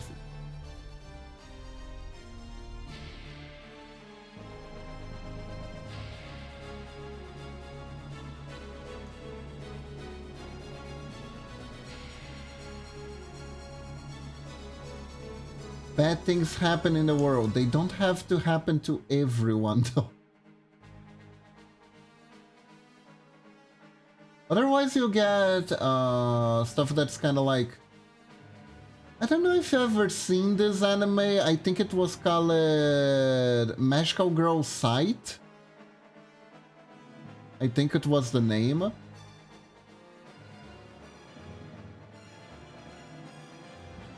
It was one of those animes that I followed Madoka.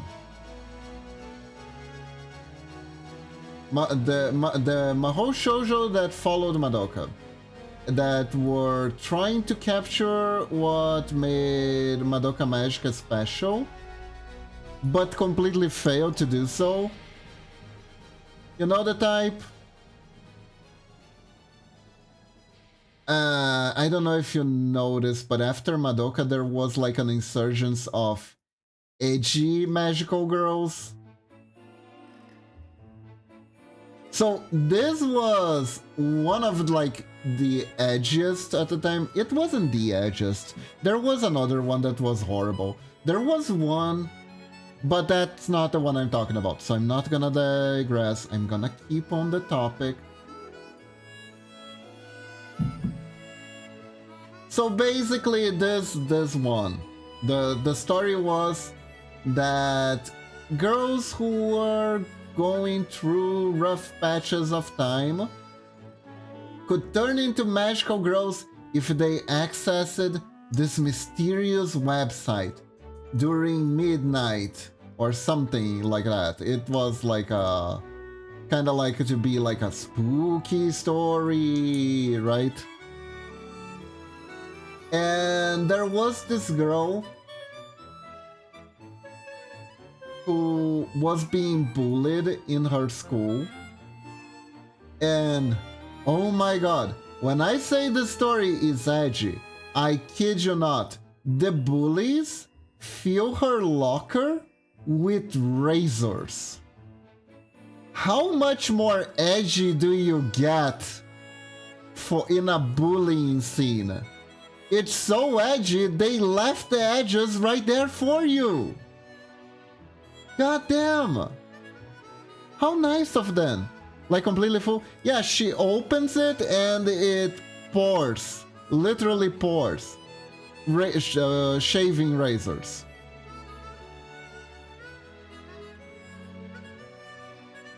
That is a lot. Yes, yes it is. That's a lot of edge, isn't it? That's so much edge you could win No Nut November with it. That's how much edge that is.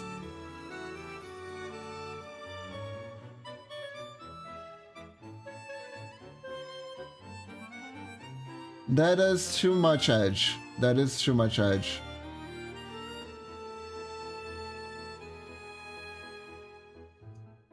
And the whole show is like, it's trying. It's trying.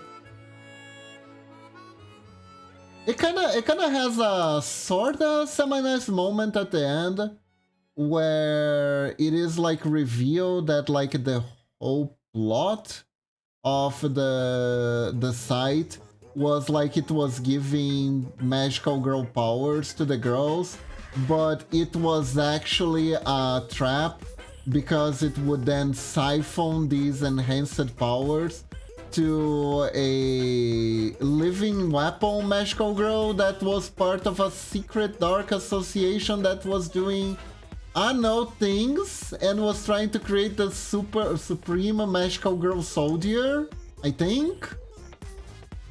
My memory is a bit fuzzy and I'm not entirely sure it was well explained either. So yeah, the thing that stuck out the most about, and they always like kept calling them pitiful girls, and then there's like this moment of like rebellion against the system where they're like, we're not pitiful, and then they fight back or something. That's like the best thing I have to talk about that. Yeah. Anyways, that was one of the edgy magical girl shows, and I will never forget the fact that it was edgy and it was literally full of razors.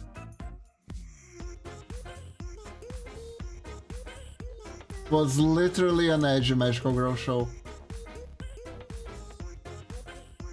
The other one, which was a lot worse, had one of the main... All the protagonists had Magical Girl powers based on, like, fairy tales.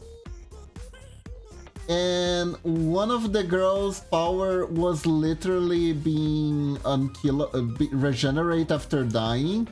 So she literally fought by goring herself over and over. Which is not pleasant. It is not pleasant. Please stop doing that.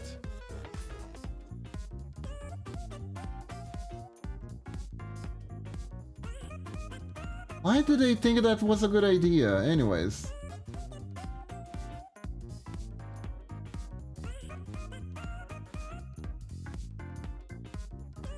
Yeah, it was an interesting time. I believe it was even called the Dark Magical Girl genre, you know?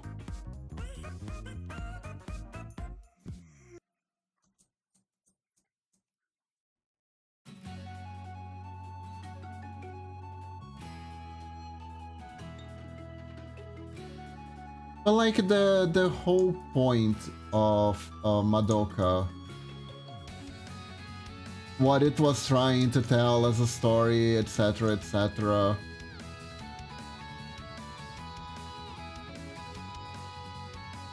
was really about like the hidden sacrifices that lie underneath beautiful things. I believe that was what the author of Madoka said he was trying to tell in the story. Like, the author of Madoka is kinda a little bit cray-cray, but in kinda like a very idealistic good way. And every one of those animes just was kinda like, oh, people like torture prone of magical girls, let's make that. And completely missed the mark on what even the show was about. I guess there was a market for it. So, it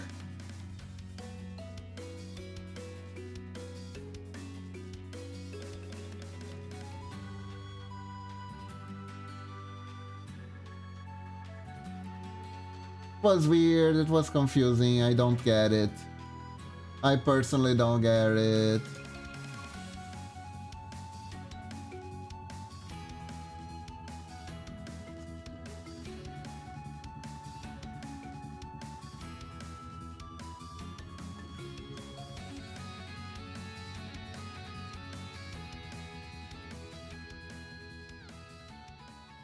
But like, I don't know how magical girls are nowadays. I know a magical girl adjacent show was Symphogear. Symphogear was absolutely magical girl adjacent.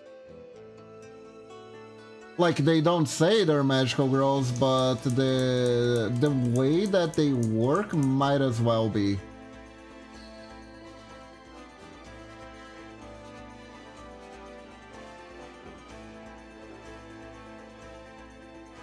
I am not getting this tale right. Goddamn.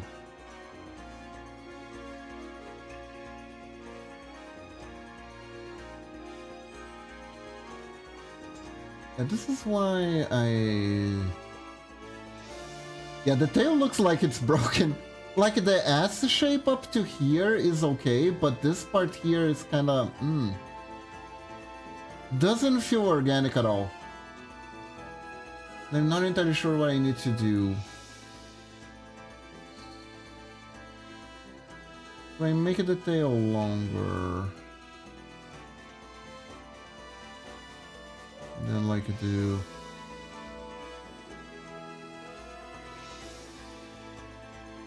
break it a little more.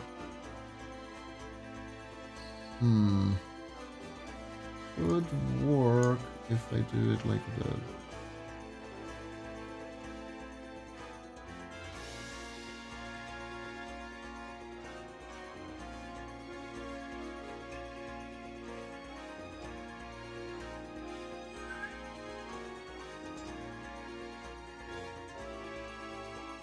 There we go.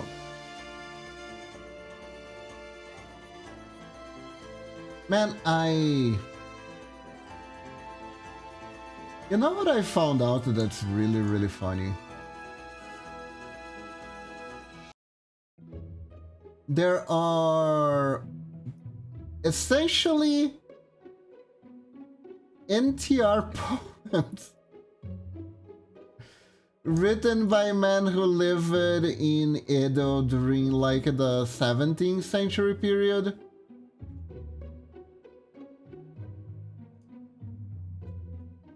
Because back at that time, the city had like a shortage of women.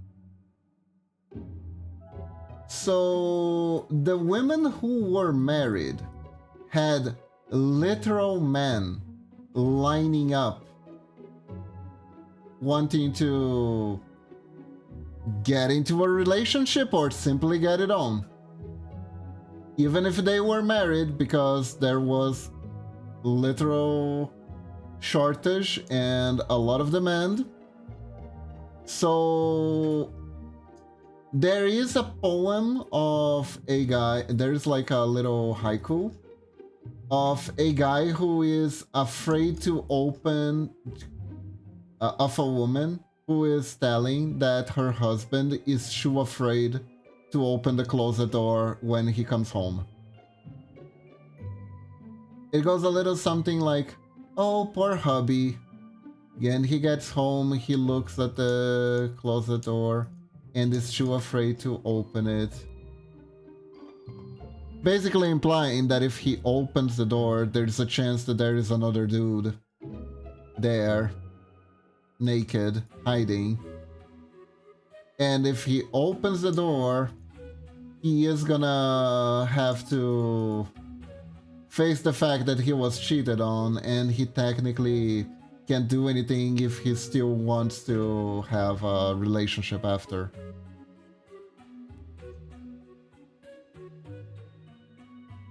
So that is a weird thing and a fun thing at the same time, and kind of funny at the same time. I found this channel on YouTube of this. Basically, I think he's like an art historian. And he collects a bunch of folk tales and stuff from Japan. And he crunches down a lot of like interesting historical knowledge in short form videos. It's really fun to watch. It's a really cool channel. I actually learned a lot of things that I didn't know from this channel, actually. Like the fact that when you were born in Japan, when you are born, you receive a child name, and only after a certain age you get your actual name. And the reason for that was that children would die very easily of diseases and stuff like that. And it was believed that it was evil spirits taking the children away.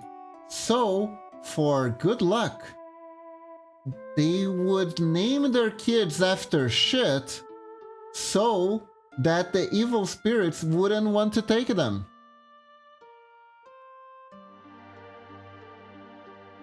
So, literally, there were a lot of samurai and a lot of peasants, a lot of everyone who were literally had names like little shit before they actually get their full name.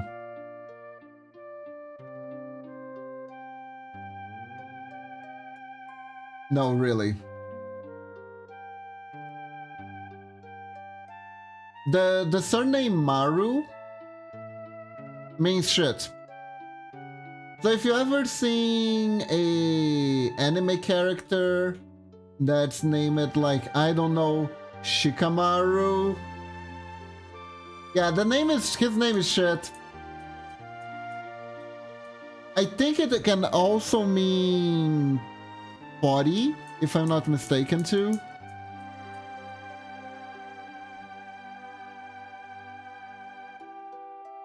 So character's named Maru. Now I just realized something I can do with the fact that she has twin tails. Hold up. I just realized there's something really cute I can do.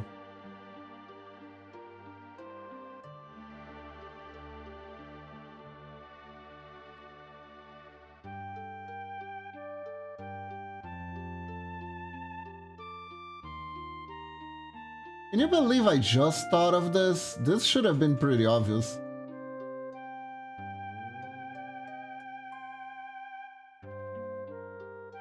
I can make a heart with it if I want.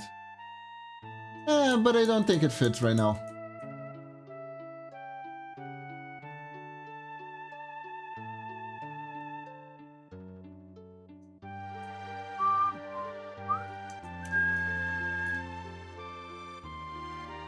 Let's make the tail splitting off around here.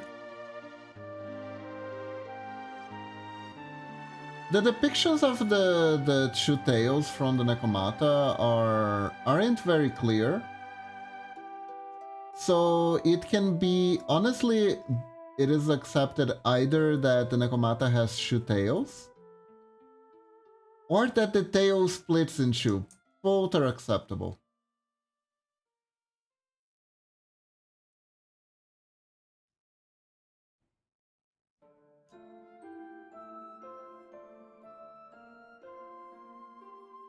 The Nekomata tail doesn't split in the same way that the Kitsune one does. The Kitsune gains an extra tail for like every 100 years of its life. So in order to get a Cubing has to be alive for at least 900 years. And each tail represents an increase in magical power.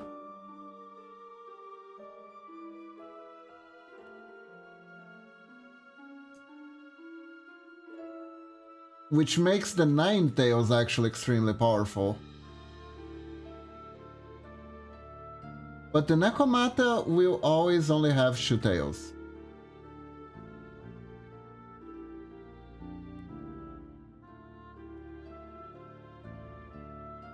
Also, Naruto's true rival was supposed to be Gaara, because Gaara has a Tanuki as his tailed beast, and Tanukis are infamous rivals of foxes in legend. Raccoons and foxes, they hate each other. Which is also why Tonuki hates the fox dude who sells you counterfeit artwork.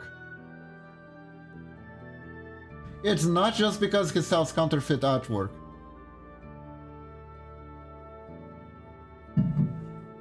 It's 100% related to that legend.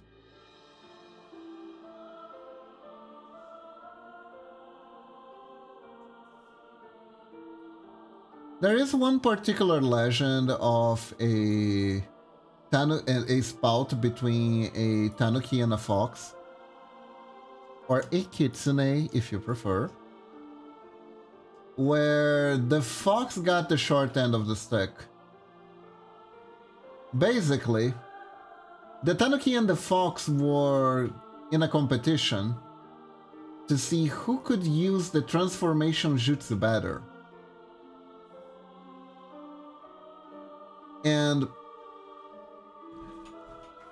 the Tanuki said that with prep time, he could transform into an entire parade.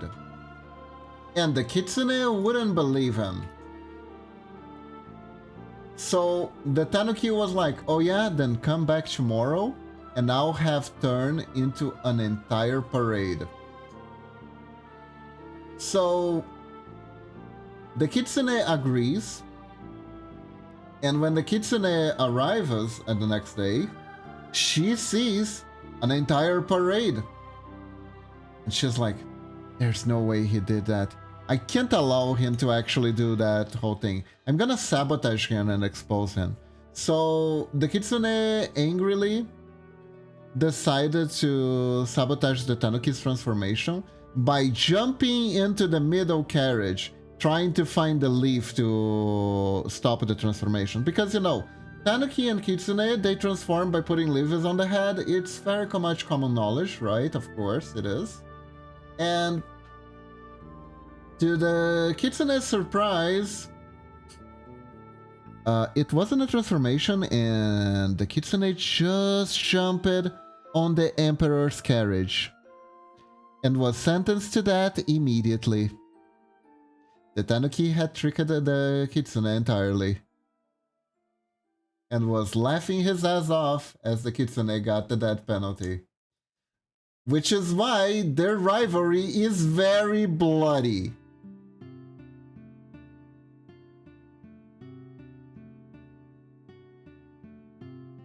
This is a children's story, by the way. God, I'll never forget. I'll never forget. Me and Momochi, we were at a very traditional Japanese restaurant here in Brazil. And they were showing some footage, I think, from Japanese broadcast TV.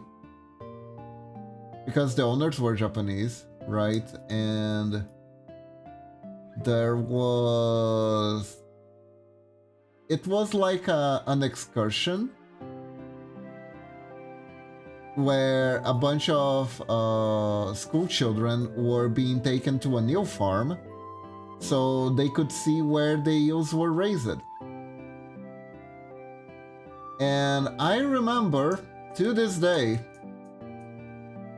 that the children would look at the eels in the tanks and they would be like, ah, kawaii ne, kawaii ne, which is like, ah, so cute, so cute, so cute. And immediately it cut to them eating eel on a stick, right? So they were looking at the baby eels. They were going, oh, the baby eels are so cute. The very next scene, they were eating them and they were going, what was it? It wasn't Tanoshi, because Tanoshi means, I think it was kimochi ne, kimochi ne. Basically, they were saying tasty. So tasty in Japanese. So it went from so cute to so tasty in like a second. No blink, no second thought. Just give me the eel. Iba? Yeah? It's saying kimochi with you. 1. Kimochi isn't always sexual, and 2. I don't remember what was the actual actually things that was it. Kimochi just means feels good, okay?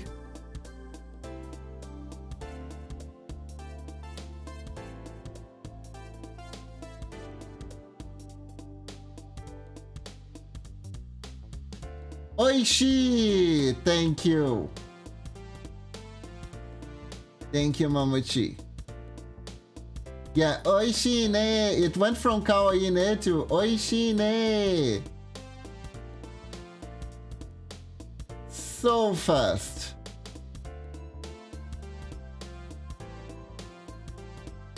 Oh my god, she's looking so smug. I love it.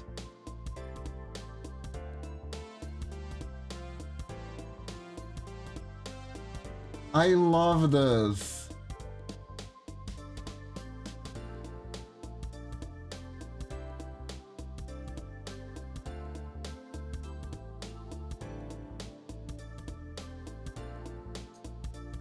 Let's add some extra stuff here.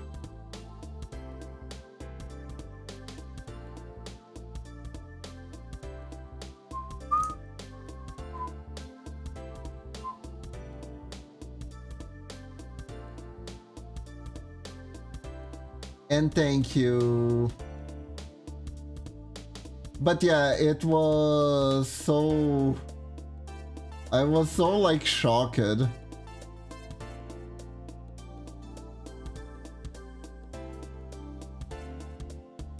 was like, but you thought they were cute a second ago and you're already eating them like no problem?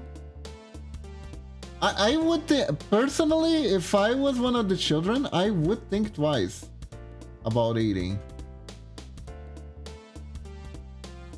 I mean, I know they're eels, but I don't know.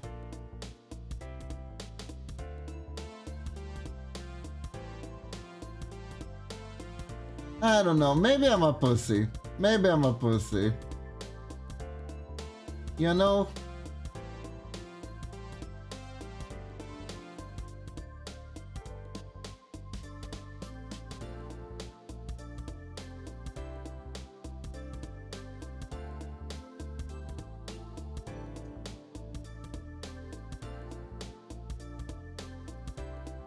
I don't know what the point of the story was, but maybe I'm just a pussy.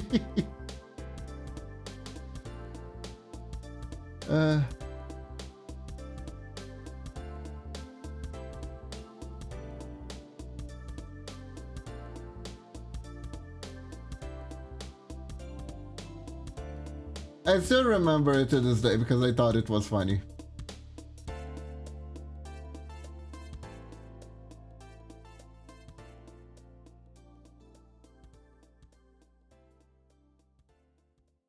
It just went, well, that is scaled quickly. Restaurant was lovely, by the way. Very delicious food. Much better than that other place we went recently. Oh god. I may have told this story before, but I will say again, you don't put mustard on your freaking... You don't put mustard on sushi, please. Please don't. Please don't put mustard on the sushi. Please don't do that. It's not gonna be good. Stop it, get some help. Man, I remember there was one where they put mustard and they put something else which I can't quite describe what it is, because it like changed the taste to something, to a completely different one. It was a combination of mustard with something else, and it would taste like mayo. I don't know how they did that, but it would taste like mayo. They basically warped the taste of sushi so much that the seasoning became something else entirely. And we are done. Oh my gosh, we're done. Okay, so since we got a little bit of extra free time, I think I want to try to fix this. So it looks like she's standing on the ground instead of floating in the middle of nothing. I fixed the hair a little bit, but there are a few things that are still wrong. One, I think the alignment of the body with the neck is off. So we are actually gonna start here, take this one.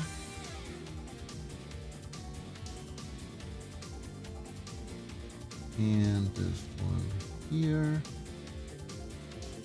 And let's see if we can move it. Okay, you know what? I just realized it's easier for me to move the head than to move the entire rest of the body. Probably should have thought of that sooner, didn't.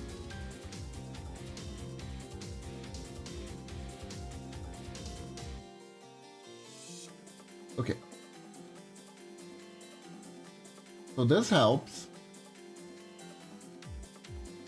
The hair, thankfully, I already fixed it. The hip is weird. This leg here is completely weird. This leg here is also not good. Because right now they are both floating. It looks like they are trying to fall down to the ground. But if this is like... Let me try to... If we are trying to line up...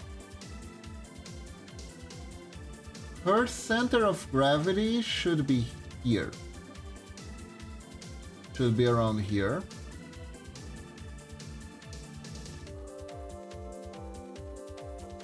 More or less here.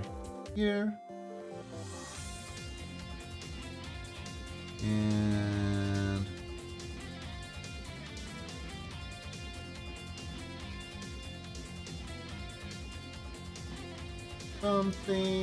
something here.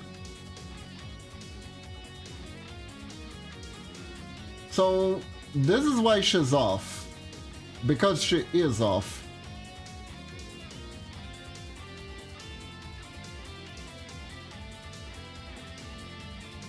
And like, I think the arm is salvageable, but I'm not entirely sure about the legs.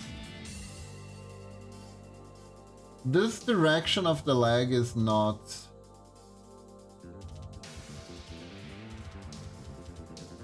Yeah, absolutely not. Absolutely not.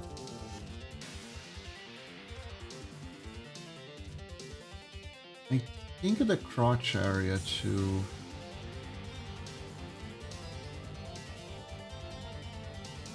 Would have to be like this.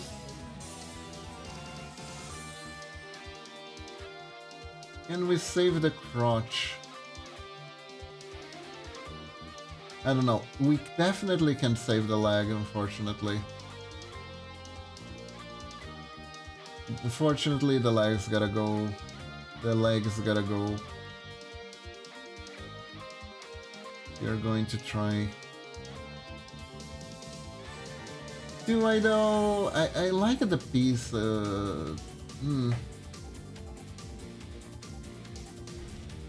Okay, so here's what I'm gonna do. I'm gonna cut this out. And maybe see if there is a way to salvage this.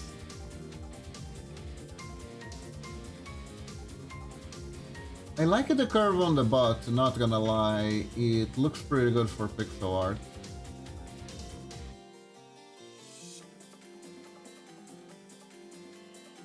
But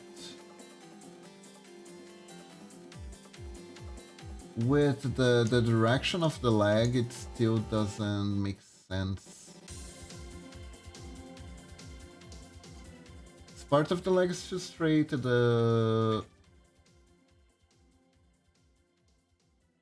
Yeah, it's just wrong. It's just wrong. Maybe it's somewhat salvageable.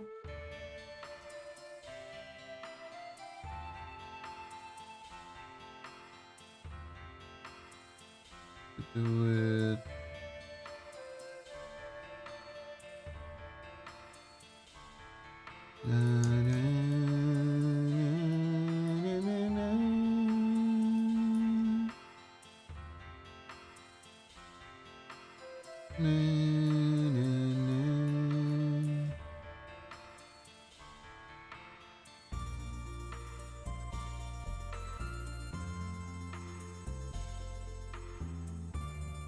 So maybe like this we get the piece.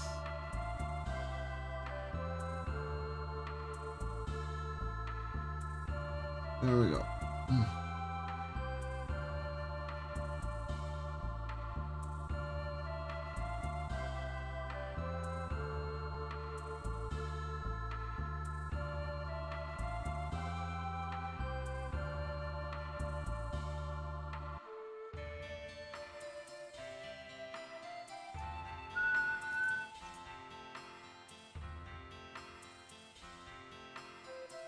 Man, speaking of eels, I never had one. Now that I think about it, I never had one to eat.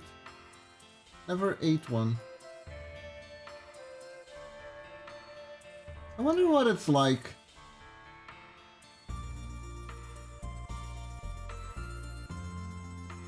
The fried squid on a stick, I think I had once.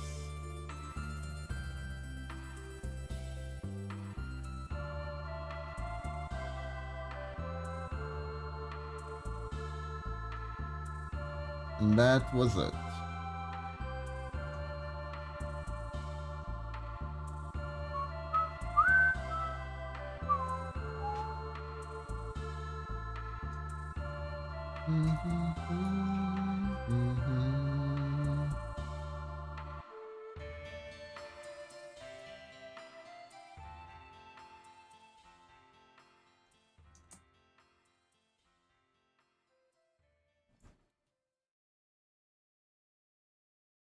The squid was pretty good.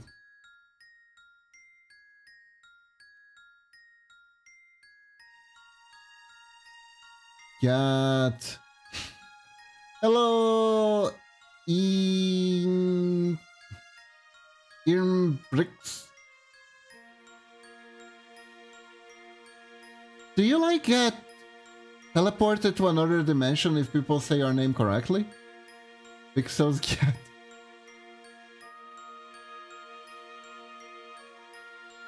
Your name slightly reminds me of a Superman supervillain.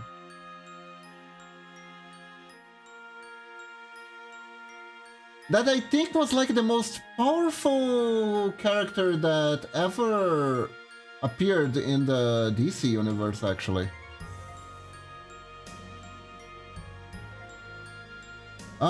Mixing Brick, I think was the name. No, it's one of the shameful ones, you know. You know how Superman has the really cool supervillains, and then he has the ones that he's kind of ashamed to talk about, that mostly got retconned out of existence, kind of like Bizarro. So there was this supervillain that Superman had to face. I think it was during the... No, not quite, not quite. So basically, it was like this floating gnome kind of person who could basically bend reality to his whim. That was literally the superpower. It was magic, and you know, Superman hates magic, right? And he could do everything. Whenever he was freed from his dimension, he could wreak havoc, and the only way to beat him was to trick him into saying his own name. If you tricked him into saying his own name, he would get teleported back to his dimension, and he would get sealed for X amount of time until he gets freed again.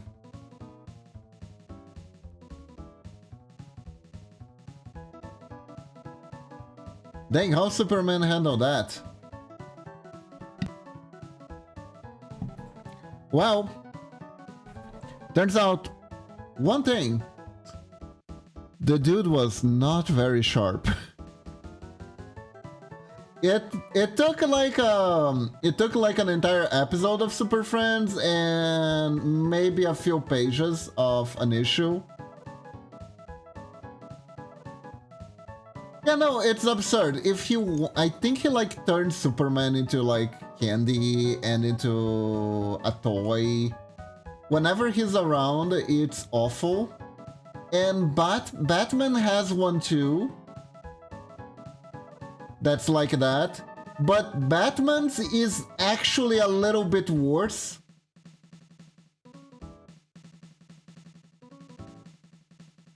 Because Batman's is called Super Fanboy. Fanboy, not fanboy. Just to be clear. And he is from the same dimension and has essentially the same superpowers. But he loves Batman. But he has a funny way of showing it. So basically what he will do is he will trap Batman into his fanfics. And Batman has to figure out that it's actually him pulling the strings, and then he like gives him a stern lecture on why he shouldn't use Batman as his own personal toy. And they're real. I swear they're real.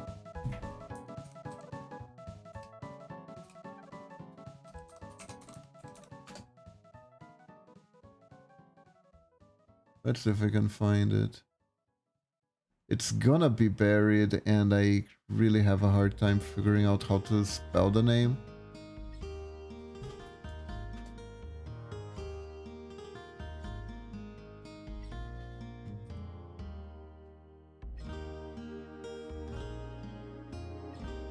It's trying to give me something else entirely on Google. Damn. Dang, he made my boy Bruce his fanboy, huh? Something like that. Let's see. Fanboy. Batman.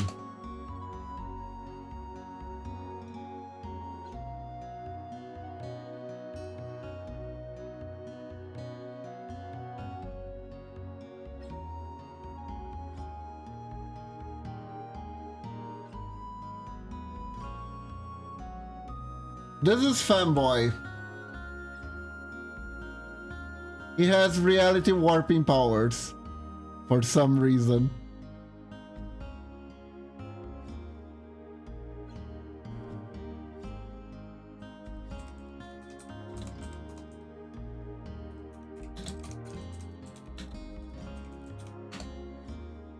Ow.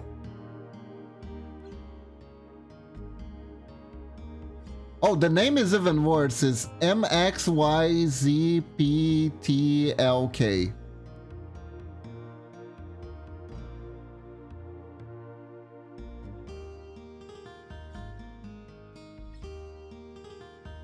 And this is what they look like. Like I said, they look like a gnome.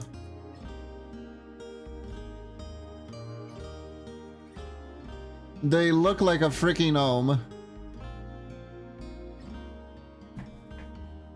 Where are you from, by the way? I thought that was Batmite. Oh, I know him. He looks atrocious. Doesn't he?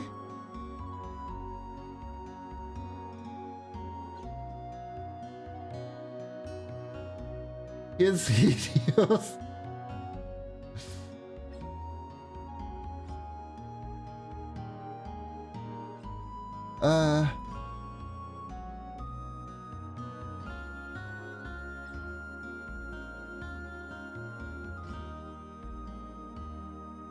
God. I come from the land of Kojima's cake. I come from Brazil.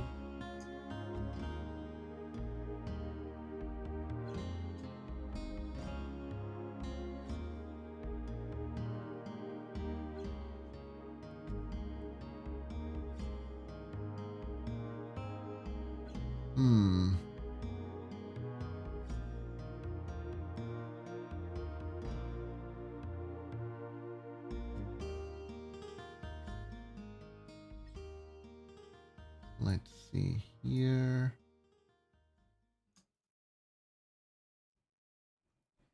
Here we are.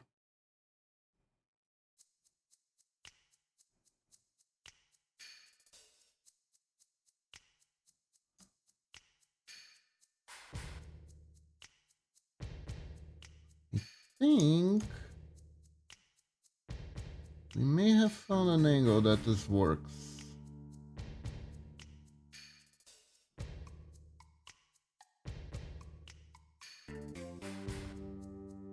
But I do also think maybe like this. Oh, Brazil, nice. Ah, nice.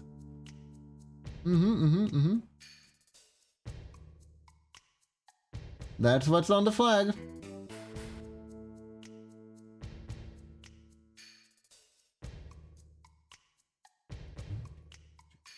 Dun, dun, dun.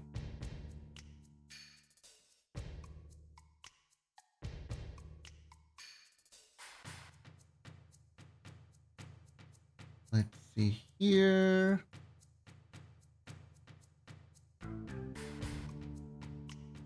Yes, like Silver Age, Golden Age, I don't know, some age there.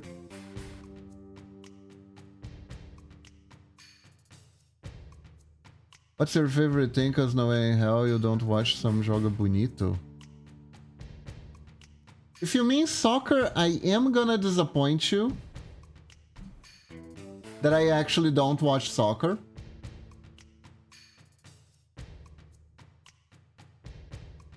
Like, I'll watch the World Cup, but that's about it.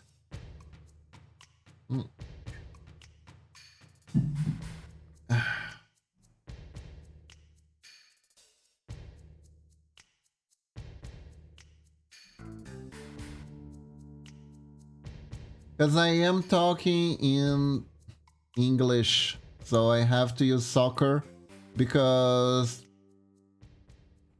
you're truly one of a kind, not gonna lie. I do get although honestly, I don't necessarily, do I? I'm not entirely sure. Now that I think about it, I do think a lot of people who watch me are actually from Europe. Nah, but I do get a lot of American viewers here, so I do need to use soccer so it's not confusing for them. I do find it interesting that basically rugby, American football, there's so little contact between the foot and the ball.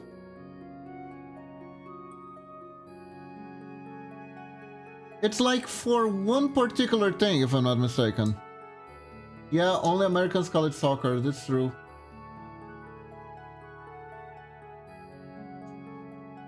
It's true.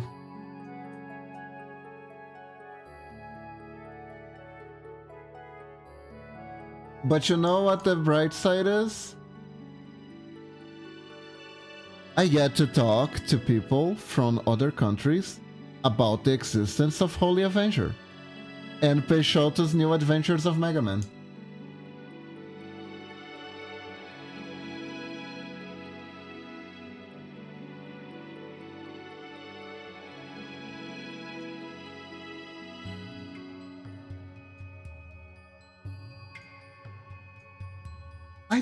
Now that I think about it, I wonder if there are any difference between American football and rugby. Because I know they are more or less the same, but the fact that they're called different names makes me wonder if there's like some rule change.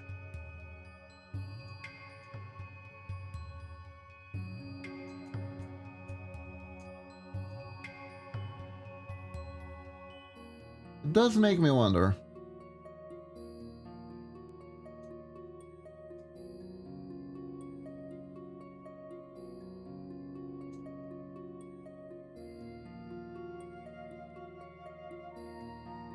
There we go.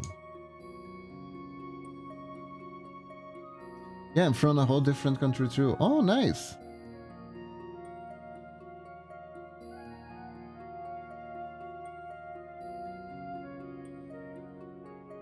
I think they like tennis and squash. Ah, they are like tennis and squash. I see, I see. Okay, so I think it looks less floaty now.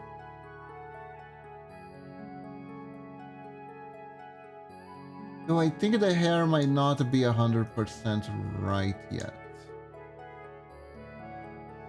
This is a very tough angle. What's the difference between tennis and squash, by the way? The only squash I know is the vegetable.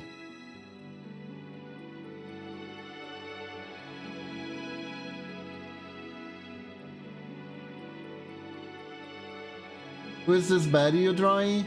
Oh, it's my OC, her name's Sume. There we go. I'm doing like angle. Oops. There you go, Clotus. Anyways, I'm doing angle study, basically. With her. And we don't need the box anymore, I don't think.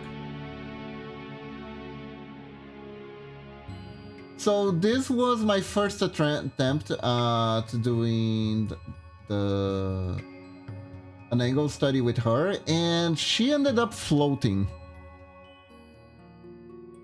Tennis is a whole field, squash is half a court. Ah, interesting.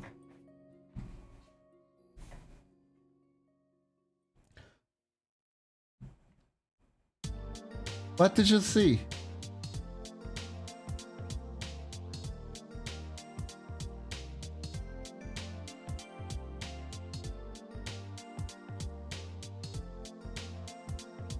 What did you see? This is fine. There's nothing underneath it.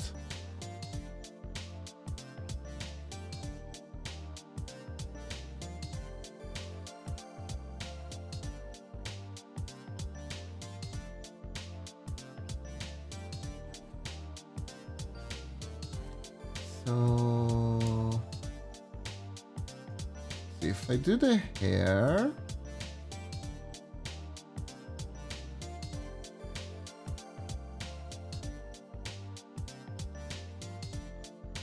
now if I took like 6 pixels and arranged them in a proper way underneath the boson area, then I would be in trouble.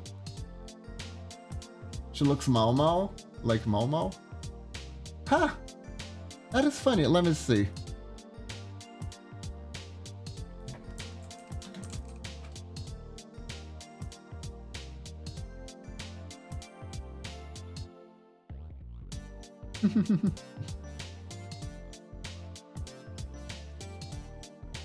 Maybe the front part of the bang.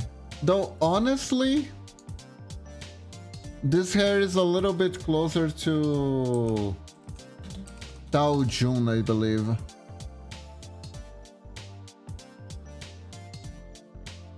Nah, though Tao Jun is actually really different. Huh, interesting. This is actually nice. I was worried that it was looking too much like Tao Jun, but it isn't. This was the character I was a bit worried she might look like. Wow, the resolution of this image I found is garbage though. Ouch.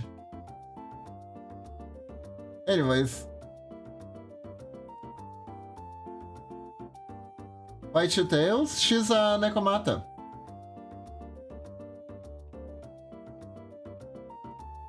That's why she has cat ears.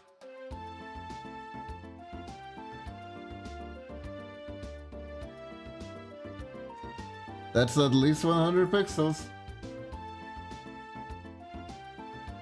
That image is crunchy, is what that is.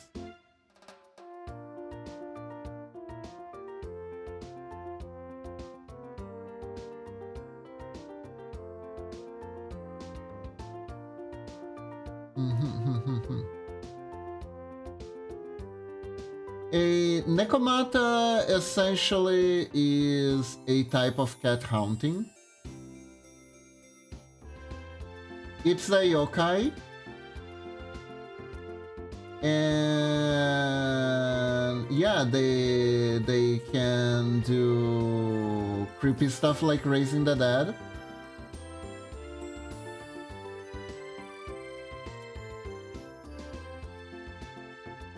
Looks great on my 20-year-old CRT. Oh god. Man. Man, no joke though. Some games were not meant to be played on a 4K monitor at all. Like, I remember when I played Valkyrie Profile. Oh my god. Oh my god, they did no filter, they did nothing for that game. And the backdrop is so crunchy. Like, the sprite work holds up decently, but the backdrop is so crunchy.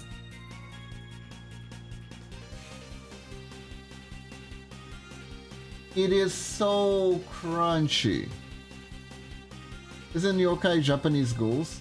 Yokai are many things. You could call them hauntings. They are also sometimes magical creatures.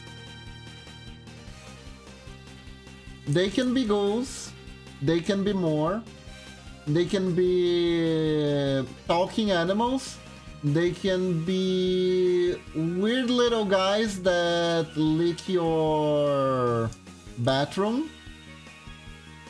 That lick the floor of the bathroom to keep it clean. They can be a weird shadow you see on the ceiling. Basically, any phenomena that didn't have a proper explanation of why it was happening had a yokai behind it.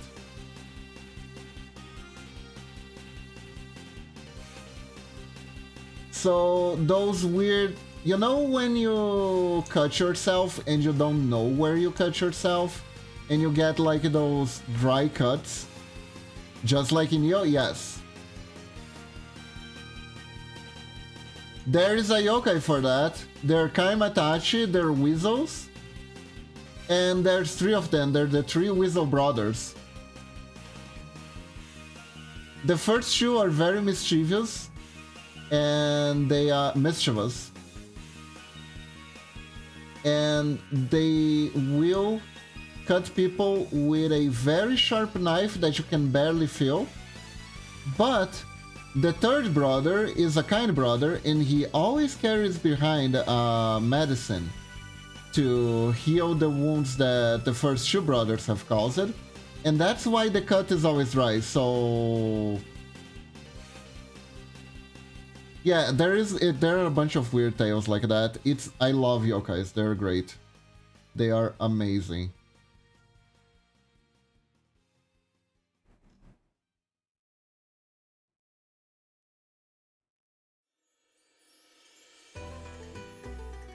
I'm not entirely sure, but I think it's better now.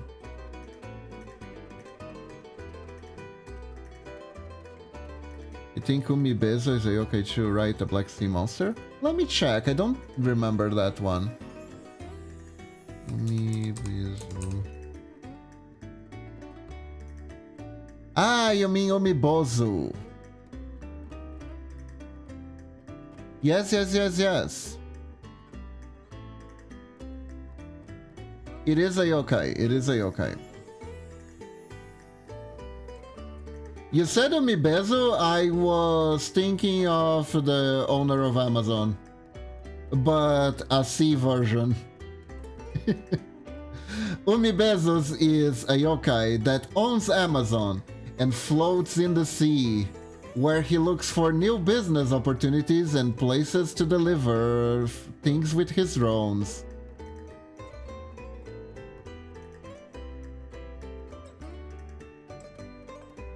Don't cancel me, Mr. Bezo. I just think it's funny.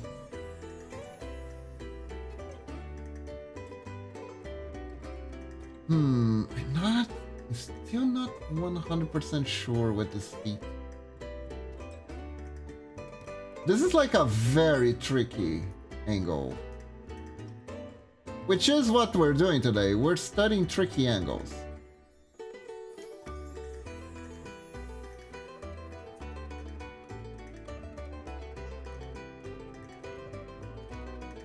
I mean, the folklore legends, especially from the indigenous peoples of the Amazon, they kind of hit pretty close to home to with yokais too. You have the flaming serpent that if you look at it directly will blind you completely.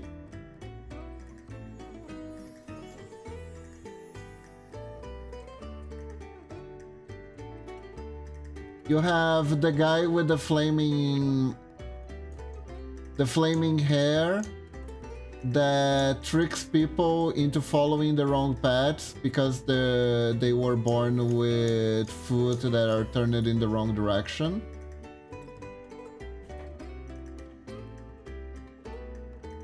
Is this better? I think this is worse. Nah, I'm gonna keep it like this for now.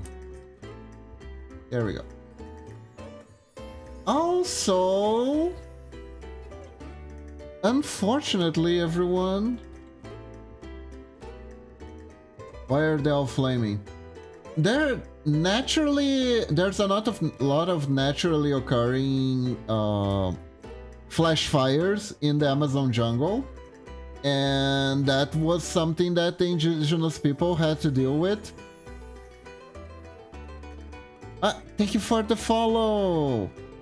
What do I call you? I'm gonna call you Im, if that's okay. Thank you for the follow, Im. I really appreciate it. Thank you, thank you. But unfortunately, I'm gonna have to cut our conversation short for now because that's all the time I have for today. And when did I become a tiny dog? When did I become a tiny dog? I didn't realize I turned it into a tiny dog. So, everyone, thank you very much for joining me. That's all the time I have for today. Thank you very much. Hope you all have a wonderful day or night, wherever you are. And now, I'm gonna find us someone to raid. Let's see if there's someone I can just raid and run today.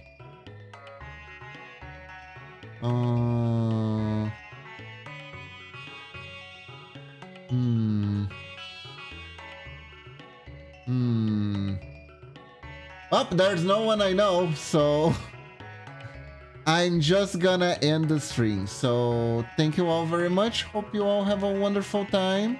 I'll catch you guys next time, okay? Bye bye everyone, and remember Sunday. Oh yeah, important thing. This Saturday, I am gonna do Scuff Day on Discord. So it's the regular streaming time and not this one, the other one, the regular one from Sunday on Saturday. And we're gonna just like hang out and maybe watch some videos and stuff like that. So look forward to it, and I'll catch you guys Sunday when we play more Mega Man ZX Advent. So bye bye everyone, have a good one. Stay awesome, and remember, when in doubt, when you think you can do it, think like a ninja, and sure you can. Bye bye. Bye.